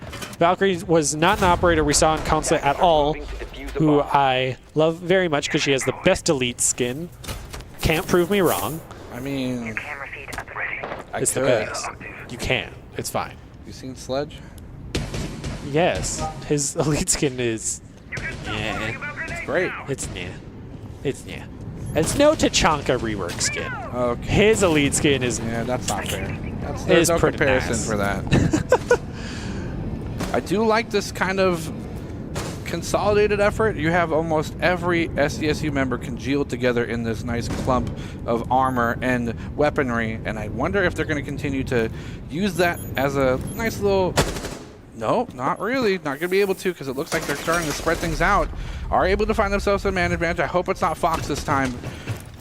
I'm so sorry. It's the worst timing on that. I'm sorry. Sherb and the rest of the Boise State gang now need to step it up. A 4v5. They've won these before. A 3v5 might be a little bit harder as Cashman again pulling some huge weight off the shoulders of his teammates. SDSU relying almost solely on Cashman and their ability to be this Jackal in the wings. Yeah, Cashman on this Jackal has been a threat for BSU. I kind of would have loved if they would have just targeted banned him, because him on attacking is just a threat to be reckoned with. And with Killer Rhino losing about 75% of his HP, we're going to see Danny able to take out Dark Eagle through this window, but then he's going to lose the engagement to the Ash, so now it's a 2v3 situation. 2v3 situation. Sherb taking some chip damage, able to get some out there. They finish things off. Shady will fall to 2v2. Killer Rhino does have the least amount of health here, so if Boise State is able to acquire that target quickly, they could make this a huge advantage, but I don't think the SDSU will falter to put him first. They do walk into a Shady situation and get taken out, and this is just Juco versus the world. Again, very well possible. This entire clip can take out the health remaining on the side of SDSU, but they got to play this perfectly. Yeah, Juco with the ace, not even looking at the door. He quickly swaps back to it. But we don't even know where the Buck is right now, actually. Could be behind you. Oh, he's right underneath. We see his little silhouette on first floor running up the stairs. So both members are still going to push from the west side. SDSU did an amazing west side take for this site. We're going to see a quick little peek and some bullets exchange, but nothing connects. We're going to see Rhino fall to Juco as he tried to push the corner, not even having any health to withstand a couple bullets. So now in a 1v1 situation, we do see Ace with the diffuser as well. He's going to try to go through the window and get a poke. He's going to have to go for plant here, so Juco should be able to take this because he'll hear the plant go down. Wow, and he gets Elim too. Yeah, Jamin tried to go for it, but Juco just had the flick right onto the crouch head level. Look at this. Expertly done. Juco clutching up the round there for Boise State. Yeah, and when things were so catastrophic for them, I mean, Cashman getting the double kill so early in the round, it was almost curtains for Boise State, but they were able to continue to keep themselves calm, cool, and collected. And the choke point for that defuse site is just almost unbearable as an attacker. Yeah, that's why Boise started off with the Monty so early on when they played Clubhouse, because he could just push right through it and there's nothing you can do about it as a defender unless you're someone like Oryx who's only played to counter Monty, so you can't really predict that in that situation. You just want to be the Kool-Aid man all the time. Who doesn't? You just get to yeet yourself through a wall. Everyone wants to do that. A building, something that's sound and structured, able to withstand nature, sometimes, environmental hazards and disasters such as earthquakes, and yet they're not strong enough to beat one Kool-Aid man. Hell yeah, that's what you want to hear. That should be their lore introduction. Welcome Kool-Aid Man to the game, Rainbow Six Siege. No, that'll be his elite skin. Kool-Aid Man, the elite skin? Yeah. I'd pay money for that. Who wouldn't? I don't know, people that don't like Kool-Aid. How dare? How dare? People have yet to enjoy the wonders of Kool-Aid. I don't want to talk about it because I'll date myself, but there's a lot of stuff that I know that I've enjoyed as a kid that some people listening to this broadcast haven't even heard of yet. Like Cranch.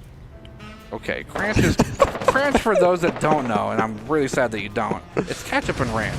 You got to give it a try. The fact that it had a name of Cranch. Oh, that is something that just went way over my head. I was just like, it's named. I'm inventive, is what it is. Oh, so you came up with it. You're taking the pride for it. If I have to make a company and produce it and call it Cranch Company, then I will. I will market that. I'll invest in it for you.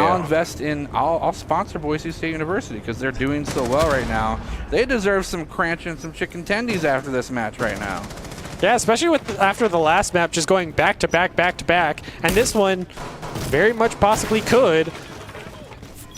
All right, I'm saying it. Fox is still alive and Cashman hasn't killed anybody yet. Yeah, he's going to see what happens past the 2-minute mark, and that'll be when the health bar continues to dwindle. We're going to have to wait and see. I believe he is sitting in the basement on cams. He's right there. Juco, nice placement of the drone. Tough to spot that. You really have to almost even go prone to see it. Gonna go through the hatch here. Gonna partially go through it, but getting spouted. With the response to those bullets, you got to be pretty careful as to where you stand. You do not actually want to get clipped by one of them. Yeah, and we saw just there with the Ace having to use 2 charges to open up that hatch in kitchen because the Hibana is banned. So already Boise State is getting value from that Hibana ban. Except for I think it was actually San Diego State who banned it, so that's interesting. But we're going to see Danny here holding all of Dirt Tunnel by himself behind that Goyo shield. So in case that was blown up, he would just burn alive there. We're going to see Ultrascent try to open up the wall right above those reinforcements. Maybe try to go for a C4 through the floor or right above the wall. We're going to see Juco actually get grenaded out and then Fox taken out by Cashman. Weird. So there comes the prophecy of every single attacking round for SDSU. We're going to see Ultrascent try to pull out the C4, but gets taken out by Cashman, who dropped through the hatch in main lobby. We're going to see Sherb try to go for the long con all the way around.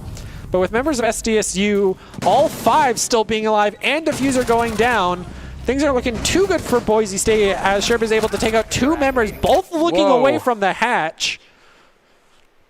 I was going to say, what's happening? They did so well, things are breaking. Pause for suspension. Now it's just, after that, it's just 2 versus 1. They have opportunity to maybe rotate. Danny and Sherb just cut him down, so now it's all down to Jamin, who just gets 1 tap by Danny. And now they're going to go for Diffuse and take the round. What a fantastic show here. They have to find it first. They have it on lockdown. You have to hold F on it, guys. Come on. You push the button. They have it unbinded for more damage opportunity because if you want to be a fragger, you got to have all your key bindings only do damage. Everything is only melee and fire weapon.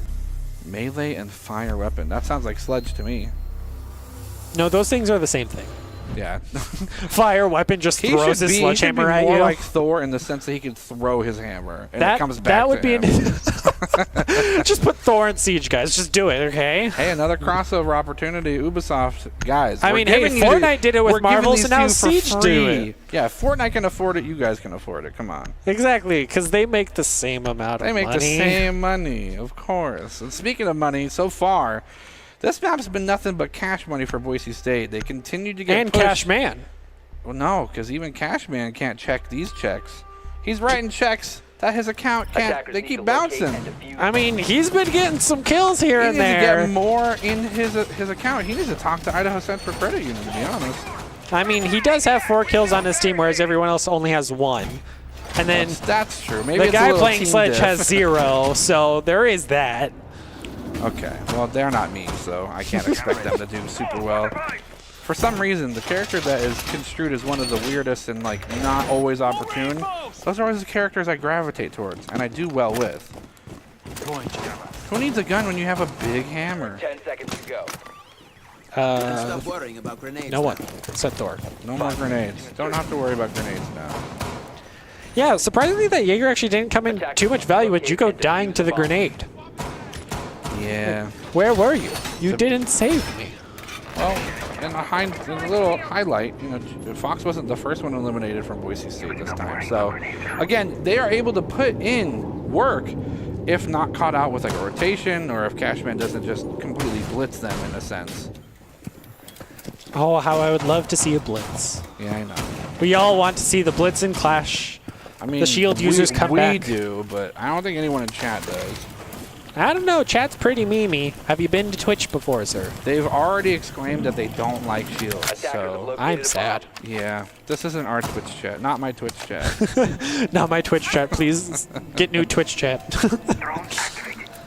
Once again, a slow start for Bulls. Actually, not that slow of a start. We're going to see SDSU already right up against that west side wall, and we're going to see Maverick. Seems like he's just going to go for the complete removal play with Ace taking a secondary route, probably on the east side would be my guess. See Ultrascent take out that one pillar that was blocking him from vaulting it over, and since Mirror was banned, they cannot mirror trick that wall as well. I can see the charge coming out here. I know something's afoot. That stuff doesn't normally just start melting away. Yeah, and Ultrascent sees that Maverick actually ended up missing the top piece of that reinforcement, so it's not going to end up falling down because physics. True. We're going to hear Ace come through the south side as well with 2 of his teammates. We're going to see Juco holding the stairs as Castle. Ultrascent still watching that wall, waiting for the Maverick to burn that final piece. We're going to hear Maverick taking damage from the electricity as well. There it goes. Going to see it fall down, maybe a possible nitrous cell. We're going to see, I believe that was Danny on smoke get taken out by Cashman. And then Cashman Sherb takes out Cashman. Sherb then gets taken out. So once again, we're flip-flopping back and forth, as is tradition in this matchup, it seems. We'll see if this is an opportunity for San Diego State to maybe push forward. Yes, losing Cashman is kind of detrimental to your success, but as we've seen before, there are other players here that can and do get some frags, but contrarily, Boise State losing 2 of their top fraggers, this could be dangerous for them. Also, shout out Twitch chat, LCG, I want Clash. Yep. Twitch now, chat, smart Twitch chatters live. It's proof. Sorry. Twitch chat called it. All right, let's see it. Fox getting an elimination. Again, still relatively alive. Dark Eagle. Ultra Set going to be taken out here. And another pickup as well, which means that it's all down to Prodigy Fox. is now in the hands of Fox. And a sly one at that might be able to slip right through and find another elimination here. Only 2 remain. The diffuser has been planted, so the time is of the essence. They do peek around the corner, and Dark Eagle will take out the Fox. Not something that usually happens in nature, but in this situation, almost very easily the prey versus the predator here. Well, both are predators in some extent, but Not either way, Fox game. being the last one alive Sure. and gets some eliminations, things are looking up for him from the previous map of playing Mozzie and getting absolutely slaughtered. Going to continue to switch things up, though. Now, there's going to be a little switch up. And they're going to continue to push forward. But here's the thing in terms of this game. Not that it provides any sort of momentum on like an economy system for being proficient within the round previously, but I still think that momentum has something to do with this game, and it's not really one that you can, unless of course you are incredibly volatile in terms of emotions. This game doesn't really flop on its head due to tilt, because there are so many rounds to make adjustments through. Yes. Yes. No, I definitely agree. Momentum can be an interesting thing, and especially in this matchup where it's going back and forth the entire time of like, we won, we lost, we won, we lost, we won, we lost. Has definitely, I'm curious what's like going through the players' heads of all of this, of just like, we can win this, we lost it, we can lose this, we won it. Like, it definitely would keep up like your fighting spirit of just like anything could happen, because anything does happen. We're already 2-1 because it went Boise State won first round, San Diego State, then Boise State. So theoretically, it should be San Diego State here. When you play this game at this kind of high, for lack of better terms, elo, do you even think about the rounds, or do you just think about exactly what's happening in that moment? I've heard it from a couple different people. Some people say it's down to the last 2 rounds, everything else doesn't matter. Well, if those last 2 rounds are for the other guy, it doesn't matter. And the prophecy has come true. Cashman kills Fox very beginning. That's how this storybook started. Every chapter is Cashman kills Fox. It really Fox, has. And then the rest of it's just unwritten. We'll have to wait and see if it's going to keep writing itself. Yeah, Natasha Bedingfield, we need you here, because the rest of the story not really foretold. Not a lot of chip damage coming out, so the rest of these angles are kept pretty well. Daniel is getting caught out. Boise State needs to be careful. There's still one member here trying to get some chip damage out. Not able to get the target locked down. Not really near any sights right now, so it looks like Danny's going to be on the long Kong for this round. And we've seen Danny do really well when they come from that almost kind of flanker-esque position. But we'll have to see. Yeah, Juco on that Echo trying to get as much information as he can for Danny against that Sophia on ground floor directly underneath sight. We're going to see Sherp try to defend A, but Danny's going to end up winning that engagement against Shady B. Nice peek here. I'm sure Danny was able to capitalize on someone looking the wrong way. Can't really see for sure what had happened, but this is a great opportunity for them to open some rotations up. Danny doing what they can to try and get these walls, get the floors just cleared to get a little bit more vision. And don't know when it had happened, but Sherb is taking so much chip damage right now, and it's probably due to projectiles. Yeah, once again, the Jaeger has not gotten any value taking out those 2 frag grenades that got Fox down to about 5 HP. We're going to see Danny try to do the C4 through 4, damage only himself. We're going to see Killer Rhino go below half HP in a quick engagement with Ultrasen. Juco being the only full health member remaining on Boise State, and with no dock. No dock allowed. Not one that they picked up or bothered wanting to. 35 seconds remain. This is really good for Boise State, only because of the fact that they forced San Diego so far into time bank without being able to make a move. And Cashman takes out Danny after tracking him. We're going to see then Ultrascent take out one. Cashman's going to get a triple onto Sherb. We're going to see Ultrascent be able to get the C4 through the wall, but then lose the engagement to Cashman. Cashman, I believe, getting a quad there. Yeah, got a quad piece in that round. Continue to just find people just with a little bit more preparation. As you saw, he was able to turn that corner and almost start pre-firing to get that one with that 4-piece. And the rest of those eliminations just kind of kept going his way. And this just kind of goes back to that kind of momentum-based gameplay. Again, getting eliminations doesn't really give you an advantage besides, of course, influencing the map by taking a member off the enemy team.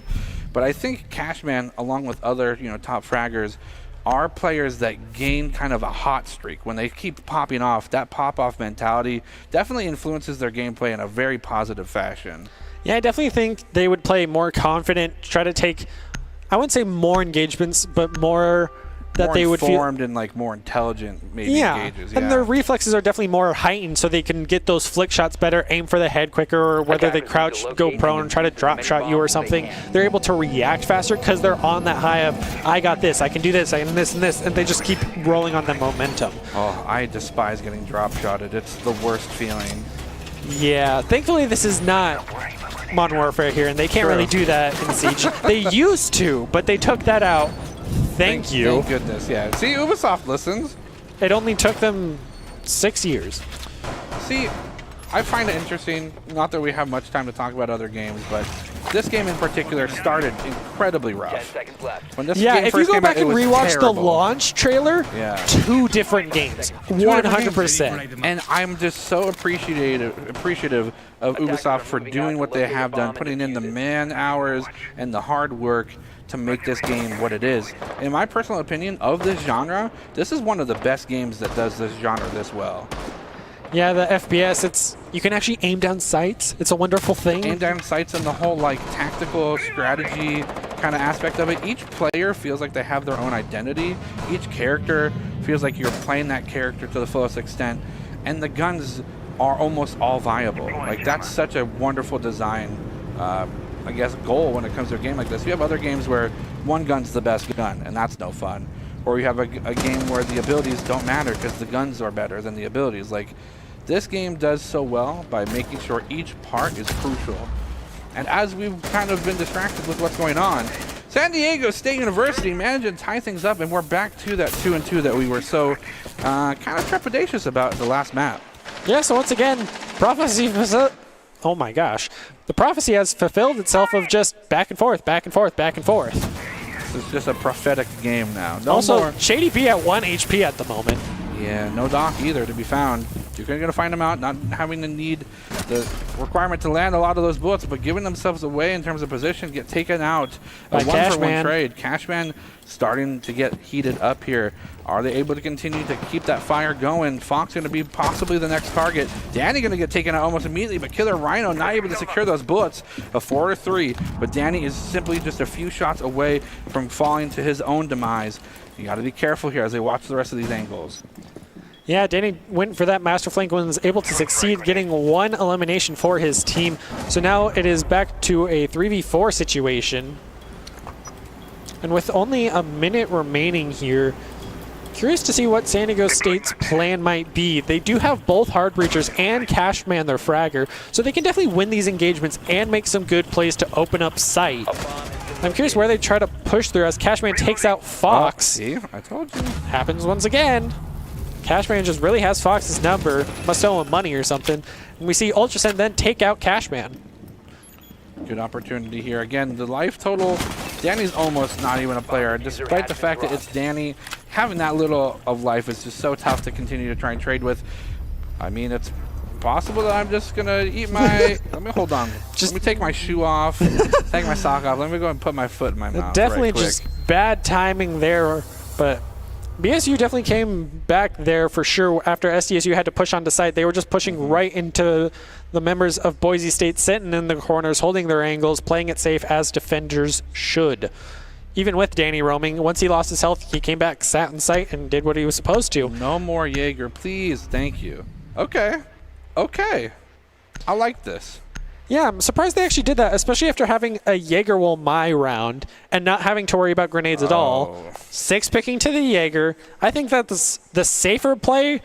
I think he just has to play some in better spots, hopefully. Because after Sherb losing over half of his life to the 2 frag grenades, that's definitely something that needs to be changed there. And especially with Maverick having his 2 frag grenades and then all of the smokes, all of the flashbangs that SDSU has, it's something to worry about. And Zofia's grenade launcher. I like how close proximity to these particular sites are, because it really does mean for very explosive gameplay once these 2 teams meet around this area. For sure. It's like once SDSU takes the West End, as they've done in the previous 2 rounds, it's very much just there's a wall between you and you just have to make it work. You just got to go, but sometimes the go button doesn't work for everyone at the same time. It's definitely been working for Cashman. That's for sure. That's true. Cashman, again, just now writing check. They finally got some cash in their balance, so they're going to continue to maybe stock up on that and use it to purchase a win here or there. But it's not without their own sort of difficulties. Boise State continuing to also have a pretty sizable account, and they are able to, do what they can to cash in some wins as well. 3-2. With the fashion that this series has gone so far, Brenner, I almost think it's going to go to 3-3 after this. I would be surprised if it didn't, because it's been back and forth the entire game of just you win a round, now I'll win a round. And with Danny already losing a quarter of his HP, I'm curious to see how he might continue this. Killer Rhino also lost a quarter of his HP, so it seems they must have had a good, quick little trade there. As we see Fox manage to get the first kill of the round on Killer Rhino, trying to change up his fate for once, not getting killed by Cashman yet. Take your fate into your own hands, Fox. You can do this. I believe in you. Have to wait and see, as we see Sherb trying to go through a little floor play there onto the heads of SDSU. There are so far 2 redemption arcs in works right now. San Diego State University trying to redeem themselves from last map, trying to get this 1-1. But most importantly, at least to me, is Fox killing Cashman first in the round. That would be the epitome of awesome. That'll be the grand finale. Final round, overtime, game point. Fox is going to secure the game by killing Cashman. That's what we're going to see. That would be awesome. Cashman did just fall, but I don't think it went to Fox as we weren't paying attention. Okay, there you go. Yeah. Had to make sure it didn't already happen. The K trick came off just in time.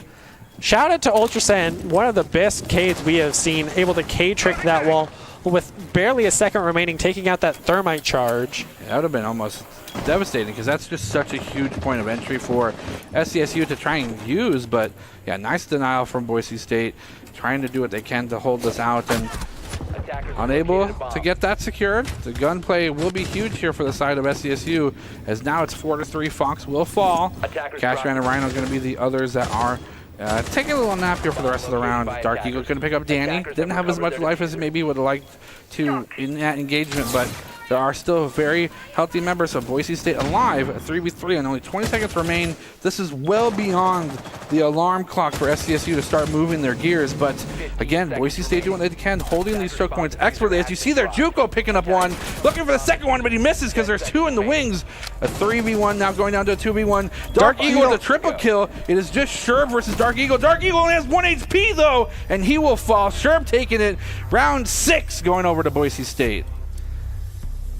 Did Boise State just break the cycle of back and forth? I think so. Let's go. So many prophecies are being also, broken now. a huge thing that SDSU failed there is the man with the diffuser went in first, and he got taken out immediately. And then Sherb was able to just hold his angle, take out Dark Eagle, because he had to go get the diffuser. He did not have time. Right. And you had just said the map previously, if you're holding it, you're the breacher, you're the hard breacher, you're the last one in. Everyone else does the scouting for you. Didn't end up happening. Maybe getting a little bit eager because, again, Boise State holding out the timer for that long caused panic within SDSU, and that was apparent. Yeah, we know that they're pretty strong if they rush in together, as we saw them do the very first time they were on the site. They took West Side and won the round. They did it on Consulate. Attackers They need to took locate and defuse the one side bombs. of the building, cleared it out, and then took the site and won the round. So I'm surprised they haven't tried to repeat that again. Maybe it's just we'll do it the one time, they'll counter it, and we just leave it at that, which I understand. So now as we're going back to basement, I'm curious if they'll try to do more of a kitchen play, as Danny's been kind of the huge issue for them as he's holding out the other half of the site. Let's see again, as we mentioned before in the last map, Boise State really does like this kind of drone later in the map as much as they can, or if they can get drone now, they'll also drone later. Because again, the initial points of where a team may be entering the building or setting up defense might not be completely necessary. It's those later defining moments in which you can catch a member alone in a rotation, or maybe an entirely different attack plan that you wouldn't be able to know unless you enabled yourself an opportunity later in the round to scout again. And after swapping sides, we're going to see Boise State on the attack with San Diego State defending basement first, whereas Boise State went to second floor first. So that's an interesting little swap. But we're going to see Cashman on the Legion now, see if he can continue his attacking momentum with his defending this time. So also a lot of the same operators, actually. We're not seeing a Jaeger, but instead we're seeing a Wamai this time. So maybe he enjoys being able to throw stuff on the roof rather than taking out 3 at a time. So I'm curious to see how both sides will play out in this matchup, with the Smoke this time holding out Dirt, whereas Danny was holding it with the Goyo shield. We'll have to see here. Again, very uncommon so far in this series for either team to be 2 up, but Boise State 4-2 right now, hopefully looking to extend that lead. Yeah, if they win the next 2 rounds, they just take it. So it could be a very quick ending for San Diego, or they just completely pull it back and we're in this till overtime and possibly a 3rd map. We do see Boise State manage to take control of that whole first room. They're going to open up that little edge of Dirt Tunnel. We're going to see a lot of droning coming out, as SDSU has no anti-drone right now other than just the bullets from their gun, with no mute, no Mozzie. They're trying to get it. Has to know, right? You would hope. Ah. We're going to see Ultrasen on this Maverick open up the hatch as the best support player that he is. Still waiting for him to play Doc one day, but that's just me. One can dream, right?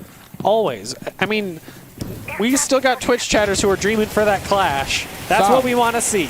I see a lot of angry faces and then the word clash and then no. So I don't know. Are you in the right Twitch chat, sir? Yeah, I watch this chat all the time. I believe you. That's just why I love it so much, because of competitive matches like these. Both these teams playing to such an nth degree, and that's a degree I can only wish to be carried to at one time, because there's no way I can get to it myself. Projectiles coming out. That's only if there were Heroes of the Storm.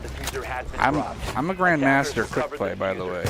Quick play, yeah, but not ranked. Quick. I mean, Grandmaster is pretty high.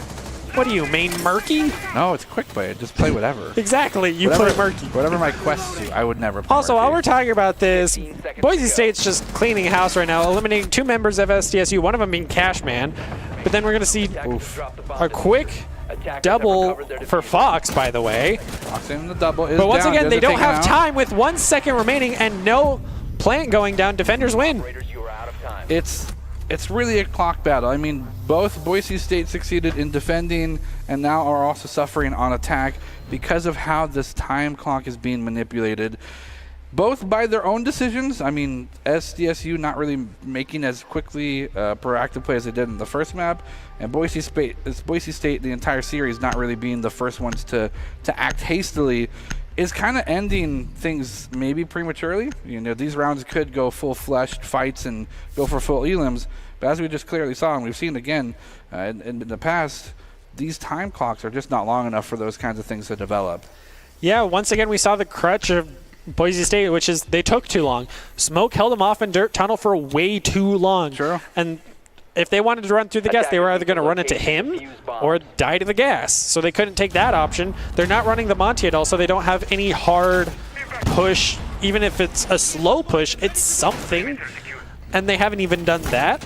We're going to see a return to CCTV site for SDSU and the Wamai and Jaeger for maximum anti-grenade, which I think will pay off for them, seeing as they were able to get a ton of value and BSU couldn't counter it at all. And if they win this next round as well, then we're back to tied up. Yeah, and I mean, kind of talking back to momentum, yes, it doesn't really influence the game, but when it comes to going so far ahead on defense and then swapping over to attack and not being able to get around so far, that does have to be frustrating to some extent. 100%, and especially after Cashman doing so well on attack and then being one of the first people on his team dead on defense. You have to be thinking, what's going on there? Right. There's a bunch of question marks around how they get themselves through now the almost stalwart defense of SDSU. Boise State still trying to find themselves an angle, and this could be it. Just this kind of immediate and sudden breaching opportunity.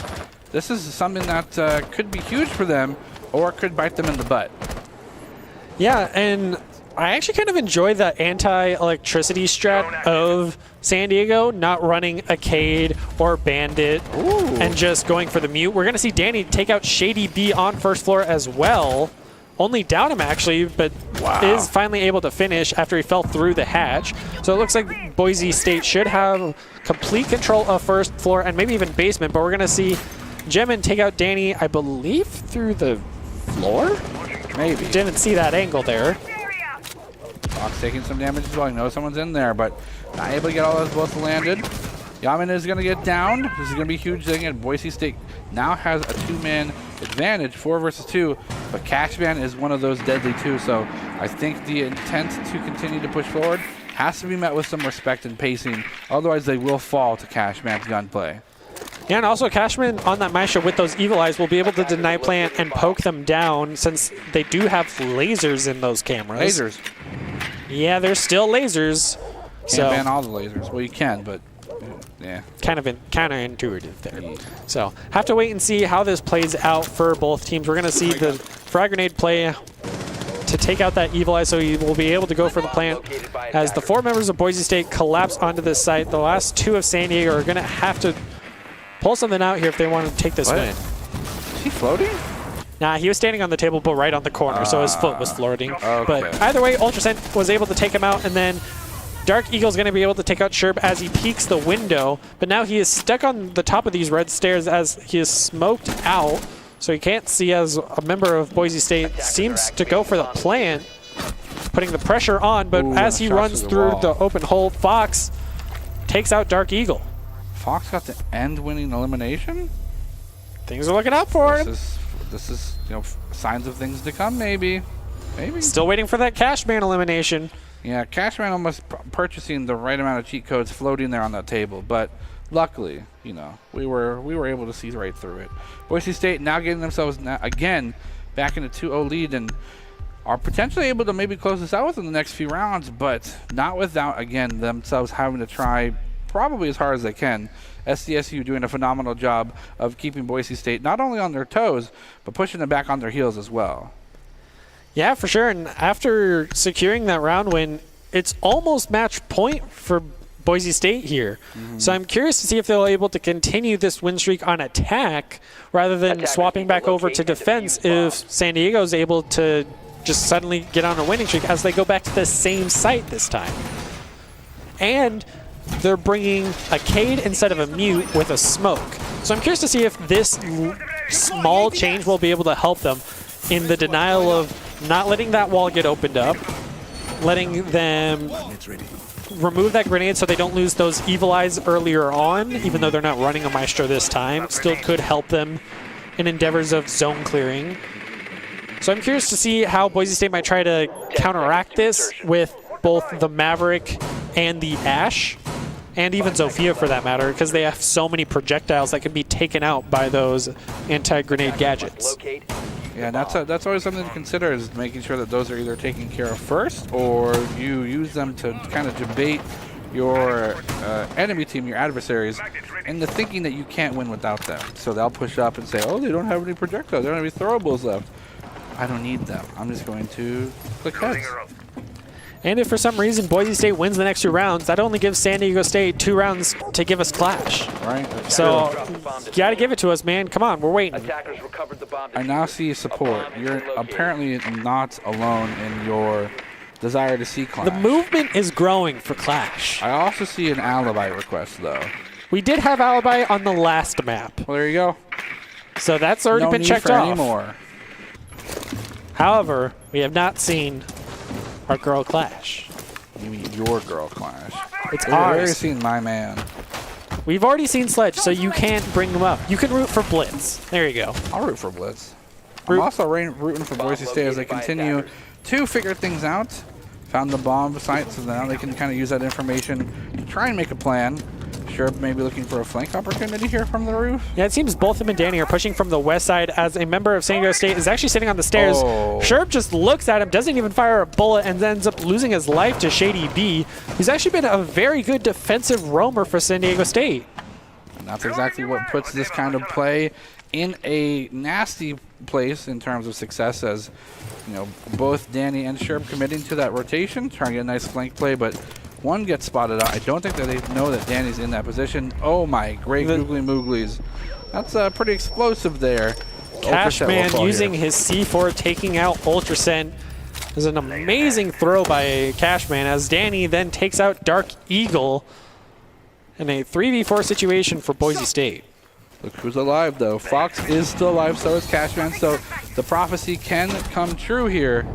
As we see Danny then fall to like kill a Rhino. Kill a Rhino there, yeah. So now it's a 2v4 with both members of Boise State pushing the same doorway. Things not looking too good for them.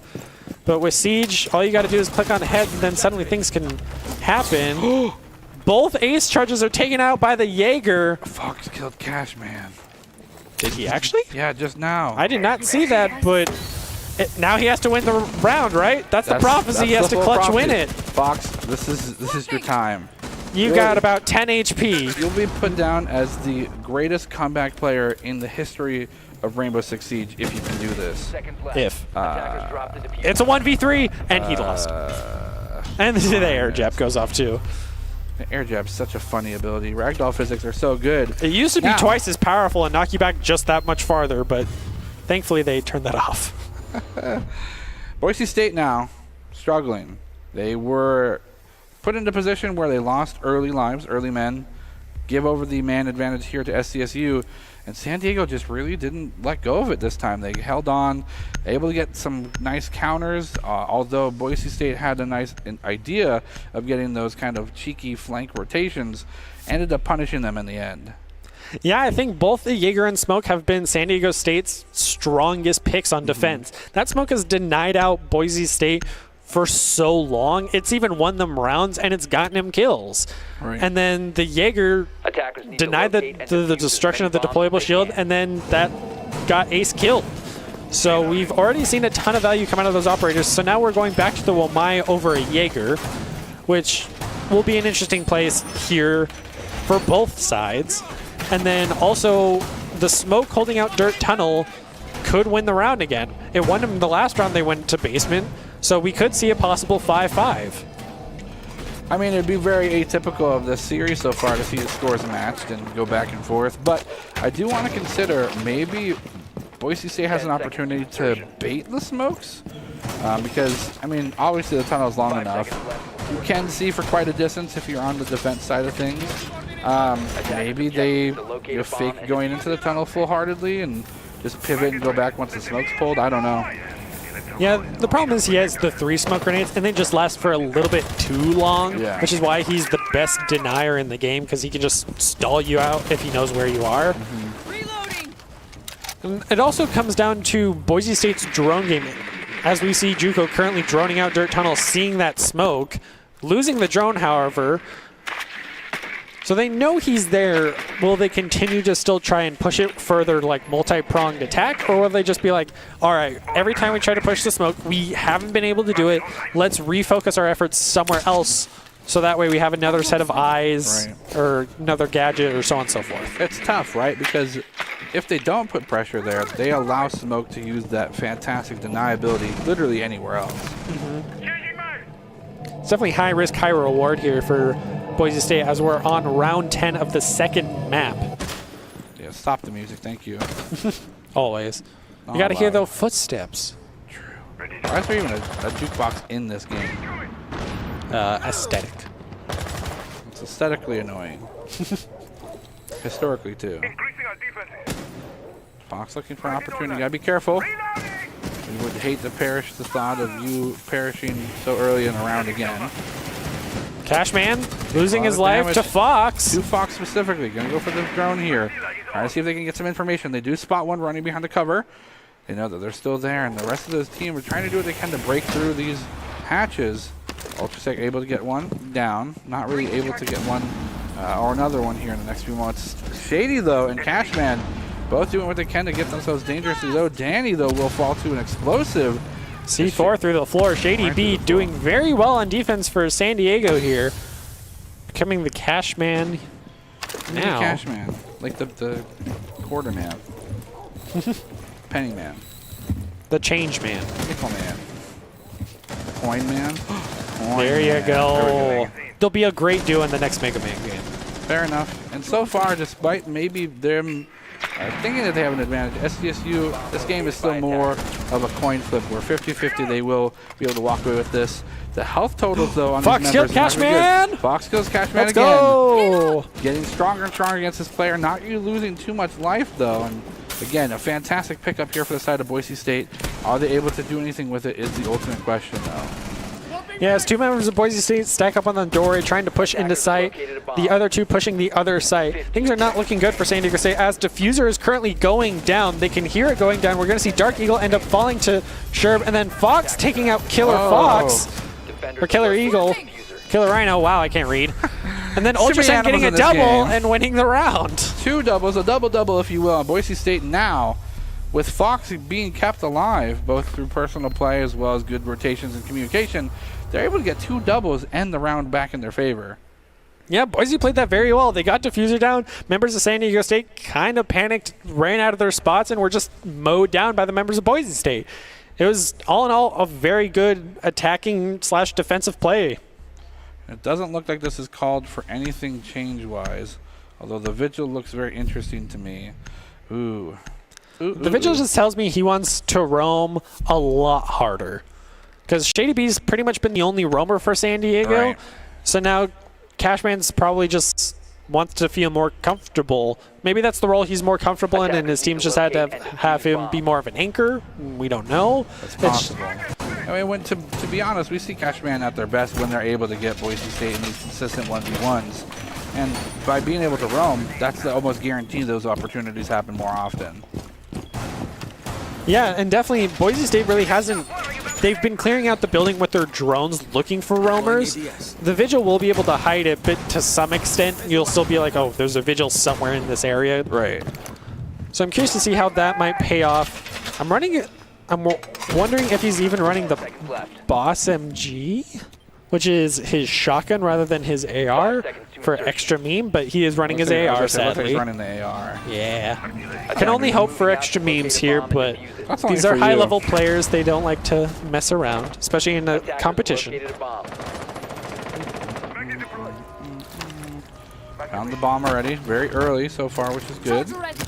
Dirt tunnel not even reinforced. Interesting call.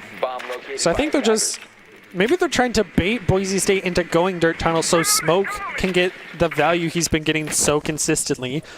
Member of San Diego is going to get scouted out from the basement by hiding in a corner. They're checking the rest of the map as Boise State has always done, slow and steady.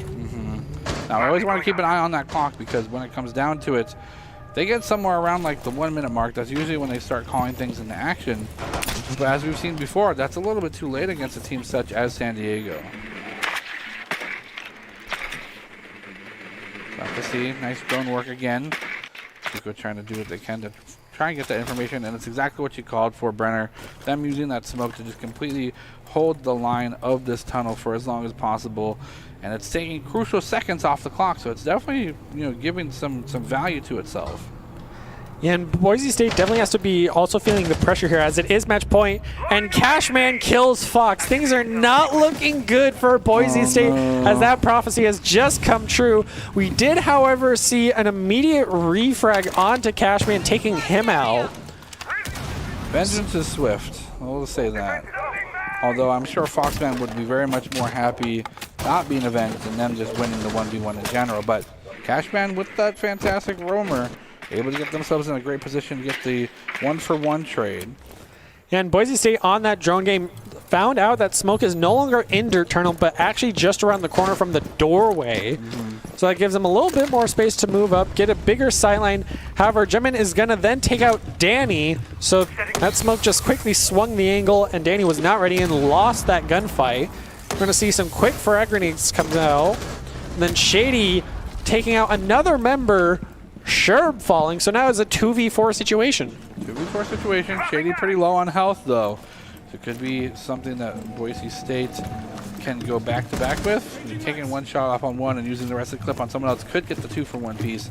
And they're completely grouped up, so they do not want to be isolated. They want to try and go with this 2v4 and just try to go for straight frag out wins. Yeah, it's definitely been one of their more interesting plays, I would say. They are making good strides here. He's getting shot through the wall, ends up falling. See if his teammate can get the refrag for him, or they might just say, save your life, go hide. Save the op. Gotta save the op. Looks like he might just go for it as well with 4 seconds remaining. Some random bullets through the floor maybe, but Not able to get it. Nope. San Diego State, once they got their prophecy fulfilled, they knew they had it. Yeah, and again, it's just it kind of rolled with it. Granted, Cashman couldn't continue to get frag after frag eliminations left and right. Getting that first one out of the way and forcing someone else to maybe trade unoptimally for that vengeance kill, not really going to prove so well for Boise State as again. And maybe not to anyone's surprise. These are just 1 point away now. Yeah, it's still match point for Boise State, so they can still easily win this map and take the whole set. So I'm curious to see how San Diego State might try to break the cycle of you win one and I win one and take 2 in a row, just like Boise State did previously. I mean, in the first map, we even saw San Diego State go 3 unanswered wins in a row round-wise. But Boise State even managed to get themselves in a position to contest that. So with that being the case, it's possible for them to continue with 2 more wins, getting 7-5 themselves, or 7-6 themselves. And at that point, we have to start talking about overtime here. Yeah, but the main issue I see here right now is we're on a site that San Diego State has not won consistently. They couldn't really win it on attacking. They're not really winning it on defending. They are taking different ops this time. They don't have a Maestro. They went with the smoke this time. And they still have the Wamai and Jaeger for maximum grenade denial. I'm just curious if it's going to pay off. Cashman going for a spawn peek? Maybe? Oh, come on. It's a no-no. Nah, he reinforced it back up. All right. No memes, no memes. They tried, though. You thought about it. You thought about it. The rest of the positioning here for Boise State, they are almost all on one side of the building, whereas I do believe that JUCO is trying to get a nice flank opportunity here. Fox on the roof. They'll look for some opportunities as well. Not able to find one as, of course, those walls are still, and windows are also boarded up. Yeah, Boise playing to their strength of slow and steady, trying to clear out windows and angles from possible peaks, setting up their claymores, taking out hatches, taking out possible corner door campers. Ultrascent just barely missed out on the member of San Diego that was hiding in the basement right behind that doorway. That might cost him his life depending on how he pushes that angle. Walls being broken left and right here. JUCO's going to do what they can. See if they maybe get some chip damage or a lucky stray headshot. Instead, they're going to push some throwables there, some deployables in there, try and deny as much and make San Diego State guess as much as possible, because as many informed answers that you want to have, you want to continue to deny and provide as many unanswered and unintelligent guesses your opponent will have to go through. Yeah, Sherb watching the rotation through the floor, just trying to see if he can peek out a member of San Diego, even though he's just a couple inches off from his head right there. We did see the K trick come out a second too late for that ace, as it did manage to open up that little hole that no one can get through, sadly, unless it was on ground floor to go prone through. So that did stop the ace push through the wall as well. However, there is a cross angle through the window behind it, so Cade can't really move through that angle. Danny does able to take out the roaming Jaeger. So now it's 5v4. 5v4. As we mentioned, at 54 seconds on the clock, and this is pretty much becoming one of those do-or-die rounds where Boise State continues to not go with the proactive move, not trying to make a play. They're going to end up running out of time. Cashman does pick up Danny on the side. Going to make things a nice even 3-3. Cashman getting the double, though. 1 HP left. This could be dangerous for SDSU. And Cade just got the revive as well, so now it is the 4v3 as he was down and almost dead. But teammates managed to come in even without a dog. Smoke buying as much time as he can, completely denying Fox, one of the few full HP members of Boise State. And with 13 seconds remaining in a 3v3 after Fox killing Cashman, this might be a Boise State round after prophecies being reversed. Ultrasen taking out Jamin, and then Killer Rhino killing Fox, and then getting a double onto Ultrasen. So now it is a 1v1. Wow. After Juco takes out Rhino. You guys are explosive. Oh, he was right there for like 1 second. Maybe not the right call now. He had an explosive set up. He's going to go for the refuse. Defusing the defuse. You got to get in there. They can see it. And the debate. San Diego played that very well. And with enough time to take out the diffuser, it's a 6-6. The 6-6, which means that there's no more match point. Fox fulfilled his prophecy of killing Cashman, but they still could not pull the round out. We are in overtime. And again, we just continue to mention how that particular section of the map is very, very difficult to gain control of as an attacker, because you know it's maybe about the initial capture, sure, but then the recapture is always a question of debate, because the defense team already has everything set up that they need to in the area. Yeah, they didn't even have a Jaeger or Midas when he threw that smoke grenade, so Fox was able to throw down at least one air jet, but when he tried to throw the second one, he actually got caught on the windowsill we saw, so he wasn't able to get value out of that, and you can't pick it back up once it's shot, so that was a lost opportunity there, as it possibly would have helped, but we don't know. But San Diego did manage to take it, so I'm curious what bomb site they actually went to. I didn't get a chance to snag a peek, but we're back in basement. San Diego's probably most interesting defenses, as they've probably gone 50-50 on it at this point. Yeah, and I mean, a lot of it has been enabled by the smoke deny. That they don't have this time. They don't have this time, which is an interesting choice, because it did stop and halt a lot of what Boise State wanted to do initially in those rounds. Yeah, we saw just last round, it stopped Fox from pushing in to secure the plant. Yeah, it stopped them every time they've put through dirt tunnel in basement. And now they're going back to the Maestro, whose cameras can easily be taken out by a grenade or Maverick's blowtorch or any of the utilities that are at Boise State's expense. And I think this is a kind of do-or-die situation, because it does look like SDSU has figured out Boise State's plan of attack. If things go on for too long, they'll have to be forced to defend again. Yeah, and if they're defending again, that means the wrath of Cashman on Jackal is back.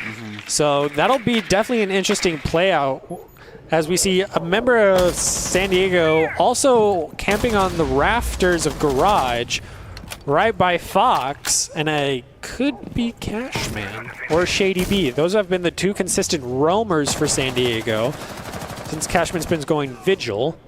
No damage given over to either members on each team yet.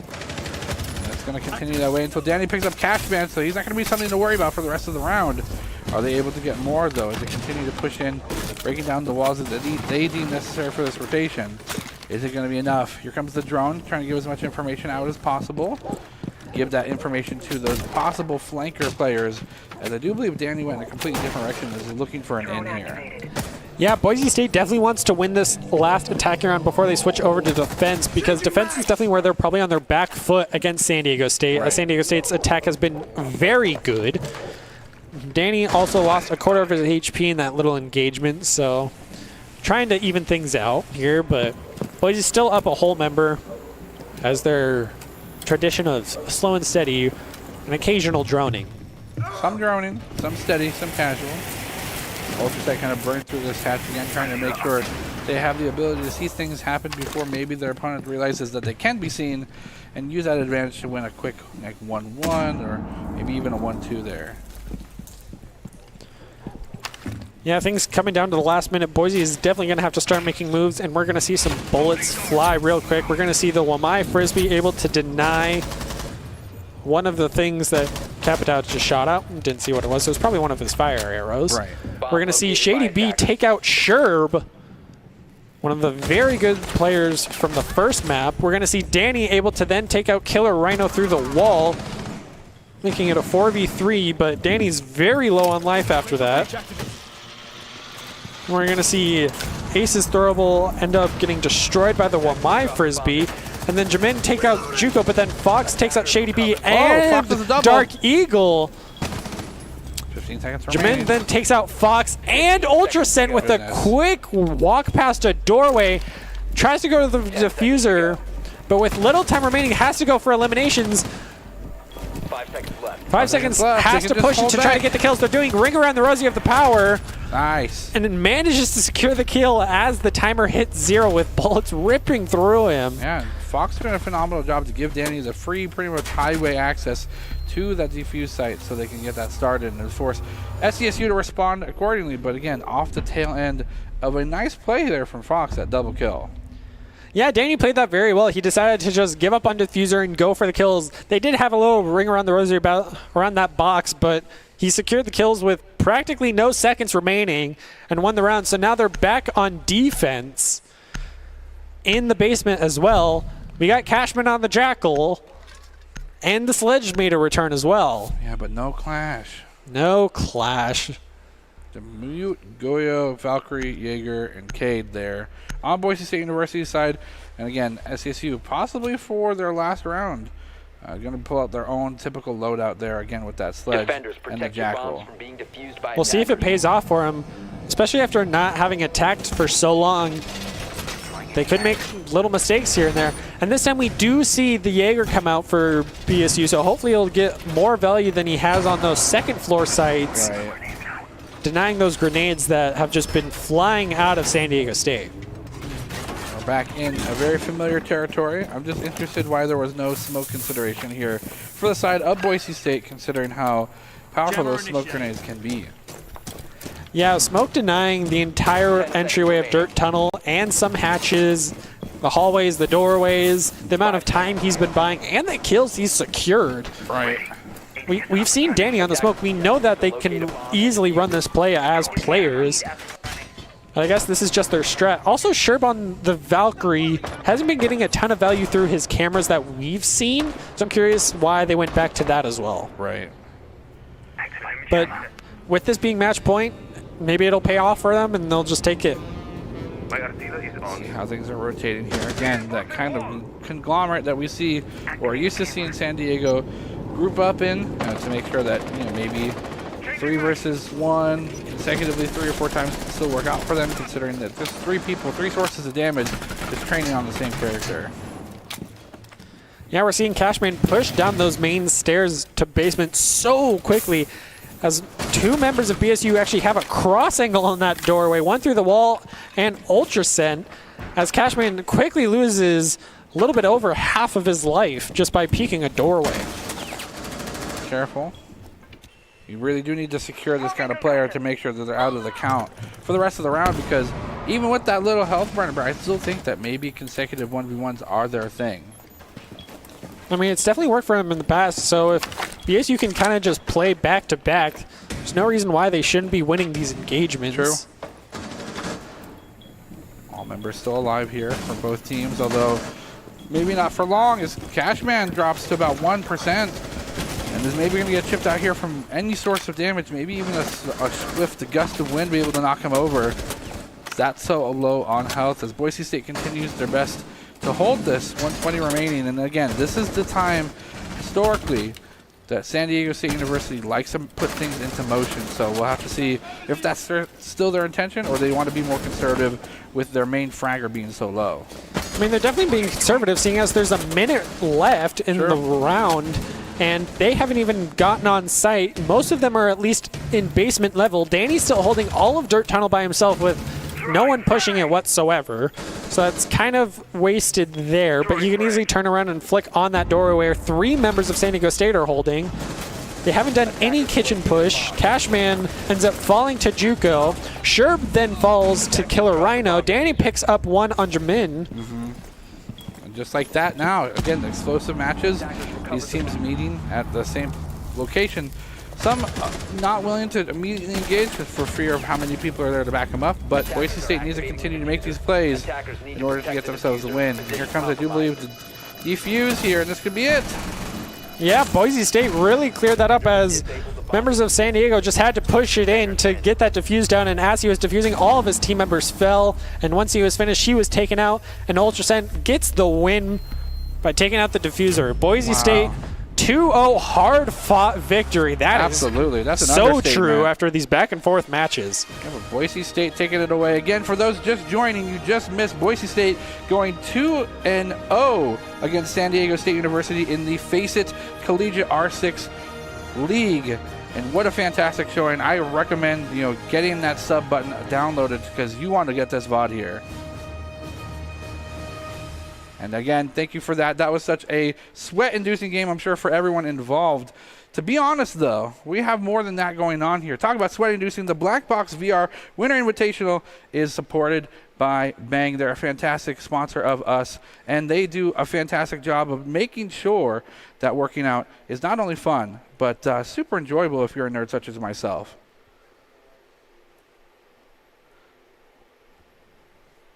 And that's going to be essentially it for the evening here. Of course, we are going to have our top 5 plays here in just a moment. But as a closing thought, Brenner, this is just the opening for the season for this R6 team. What did you like and what didn't you like? I was surprised we never saw Monty play from Sherb. That has been his baby for this map. So I'm both happy and sad we didn't see it. Happy because they're moving away from it. They're learning more strategies and they're adapting a lot more than we've seen in the past. But I'm also sad because that's just something that was also a good meme. Right. And I enjoy it. But after the recent nerf to shields with the whole stagger, I understand why they did it. And then obviously no clash. No clash. Maybe next time. One can hope. One can only hope. I'm actually really happy we saw Fox get better as time went on. True. He got more kills, wasn't eliminated first every time, killed Cashman a couple times. It was great. Yeah, I happen to agree. And the fact that I saw Sledge, I'm giddy with delight. But not only for being here, but be able to see that play, and for Boise State to win as well. So, fantastic showing, San Diego State University. You guys did a phenomenal job. Shout out to playing Amaru. You don't see that in competitive play, and the fact that they did it on Consulate, I respect it. And it worked out, and it got them 1 or 2 round wins as well. So, obviously they did great. A team that can really kind of show up. They made us fight tooth and nail to get those map wins. Despite the 2-0 score, it was definitely hard fought as the game was even able to dictate for the future, because I'm sure we'll see them again. What advice do you have to leave with them? For San Diego State, I would definitely say with their drone game, you should work on being more aggressive. With how Cashman is so good, he should work on his defense, and everyone else should definitely work on their offense. Shady B roaming is great, but if you add Cashman's roaming with that, he was able to secure kills, but he was also trading. So if you add Shady B into that in that 2v situation, you should be constantly winning those engagements. So I really hope we see our Boise State team and San Diego scrimming each other for practice, because with how even these matchups were, they can learn a lot. Yeah, and even throughout it, there were some shining moments that we would like to highlight here for you. We, of course, have our Idaho Army National Guard top 5 plays of the game. These top 5 plays are, of course, presented by the Idaho Army National Guard, who invites you to take your impressive critical thinking skills into real time with more than 10 jobs offering a $20,000 bonus and your degree of choice paid for. The Idaho Army National Guard is the best team out there. Reach out on Twitch at iGuard Gaming.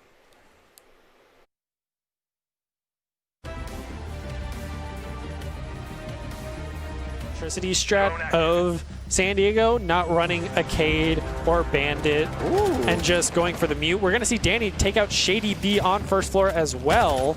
Only down him actually, but is finally able to finish after he fell through the hatch. So it looks like Boise State should have complete. Versus 2. There's 30 seconds left on this diffuser. The alarm has been sounded, and that means that this time for SDSU to get their tails into gear, but Cashman, the lone survivor, can 1v2, but you're falling into bullets. Juco gonna get the plant and finish out the round. Boise State taking round 9. Yeah, it looks scouted though. Yeah, it looks like they're going to go for the main room plant cover right behind the desk, so they shouldn't be able to get shot from the roof hatch as we see Danny try to go around and go for those eliminations. Gets Nice the shot. perfect one-tap head and then manages to eliminate Killer Rhino as well. First round going to Boise State. Yeah. We're going to see a quick little peek and some bullets exchange, but nothing connects. We're going to see Rhino fall to Juco as he tried to push the corner, not even having any health to withstand a couple bullets. So now in a 1v1 situation, we do see Ace with the diffuser as well. He's going to try to go through the window and get a poke. He's going to have to go for plant here, so Juco should be able to take this because he'll hear the plant go down. Wow. And he gets Almost never does. They like to have people on second floor and first floor to try to just completely ensue chaos for the attackers. So the fact that they're hunkering down could lead well for them as BSU likes playing a longer comp, but we're going to see Danny get a quick two-piece both through the floor and through the wall. Both headshots, mind you.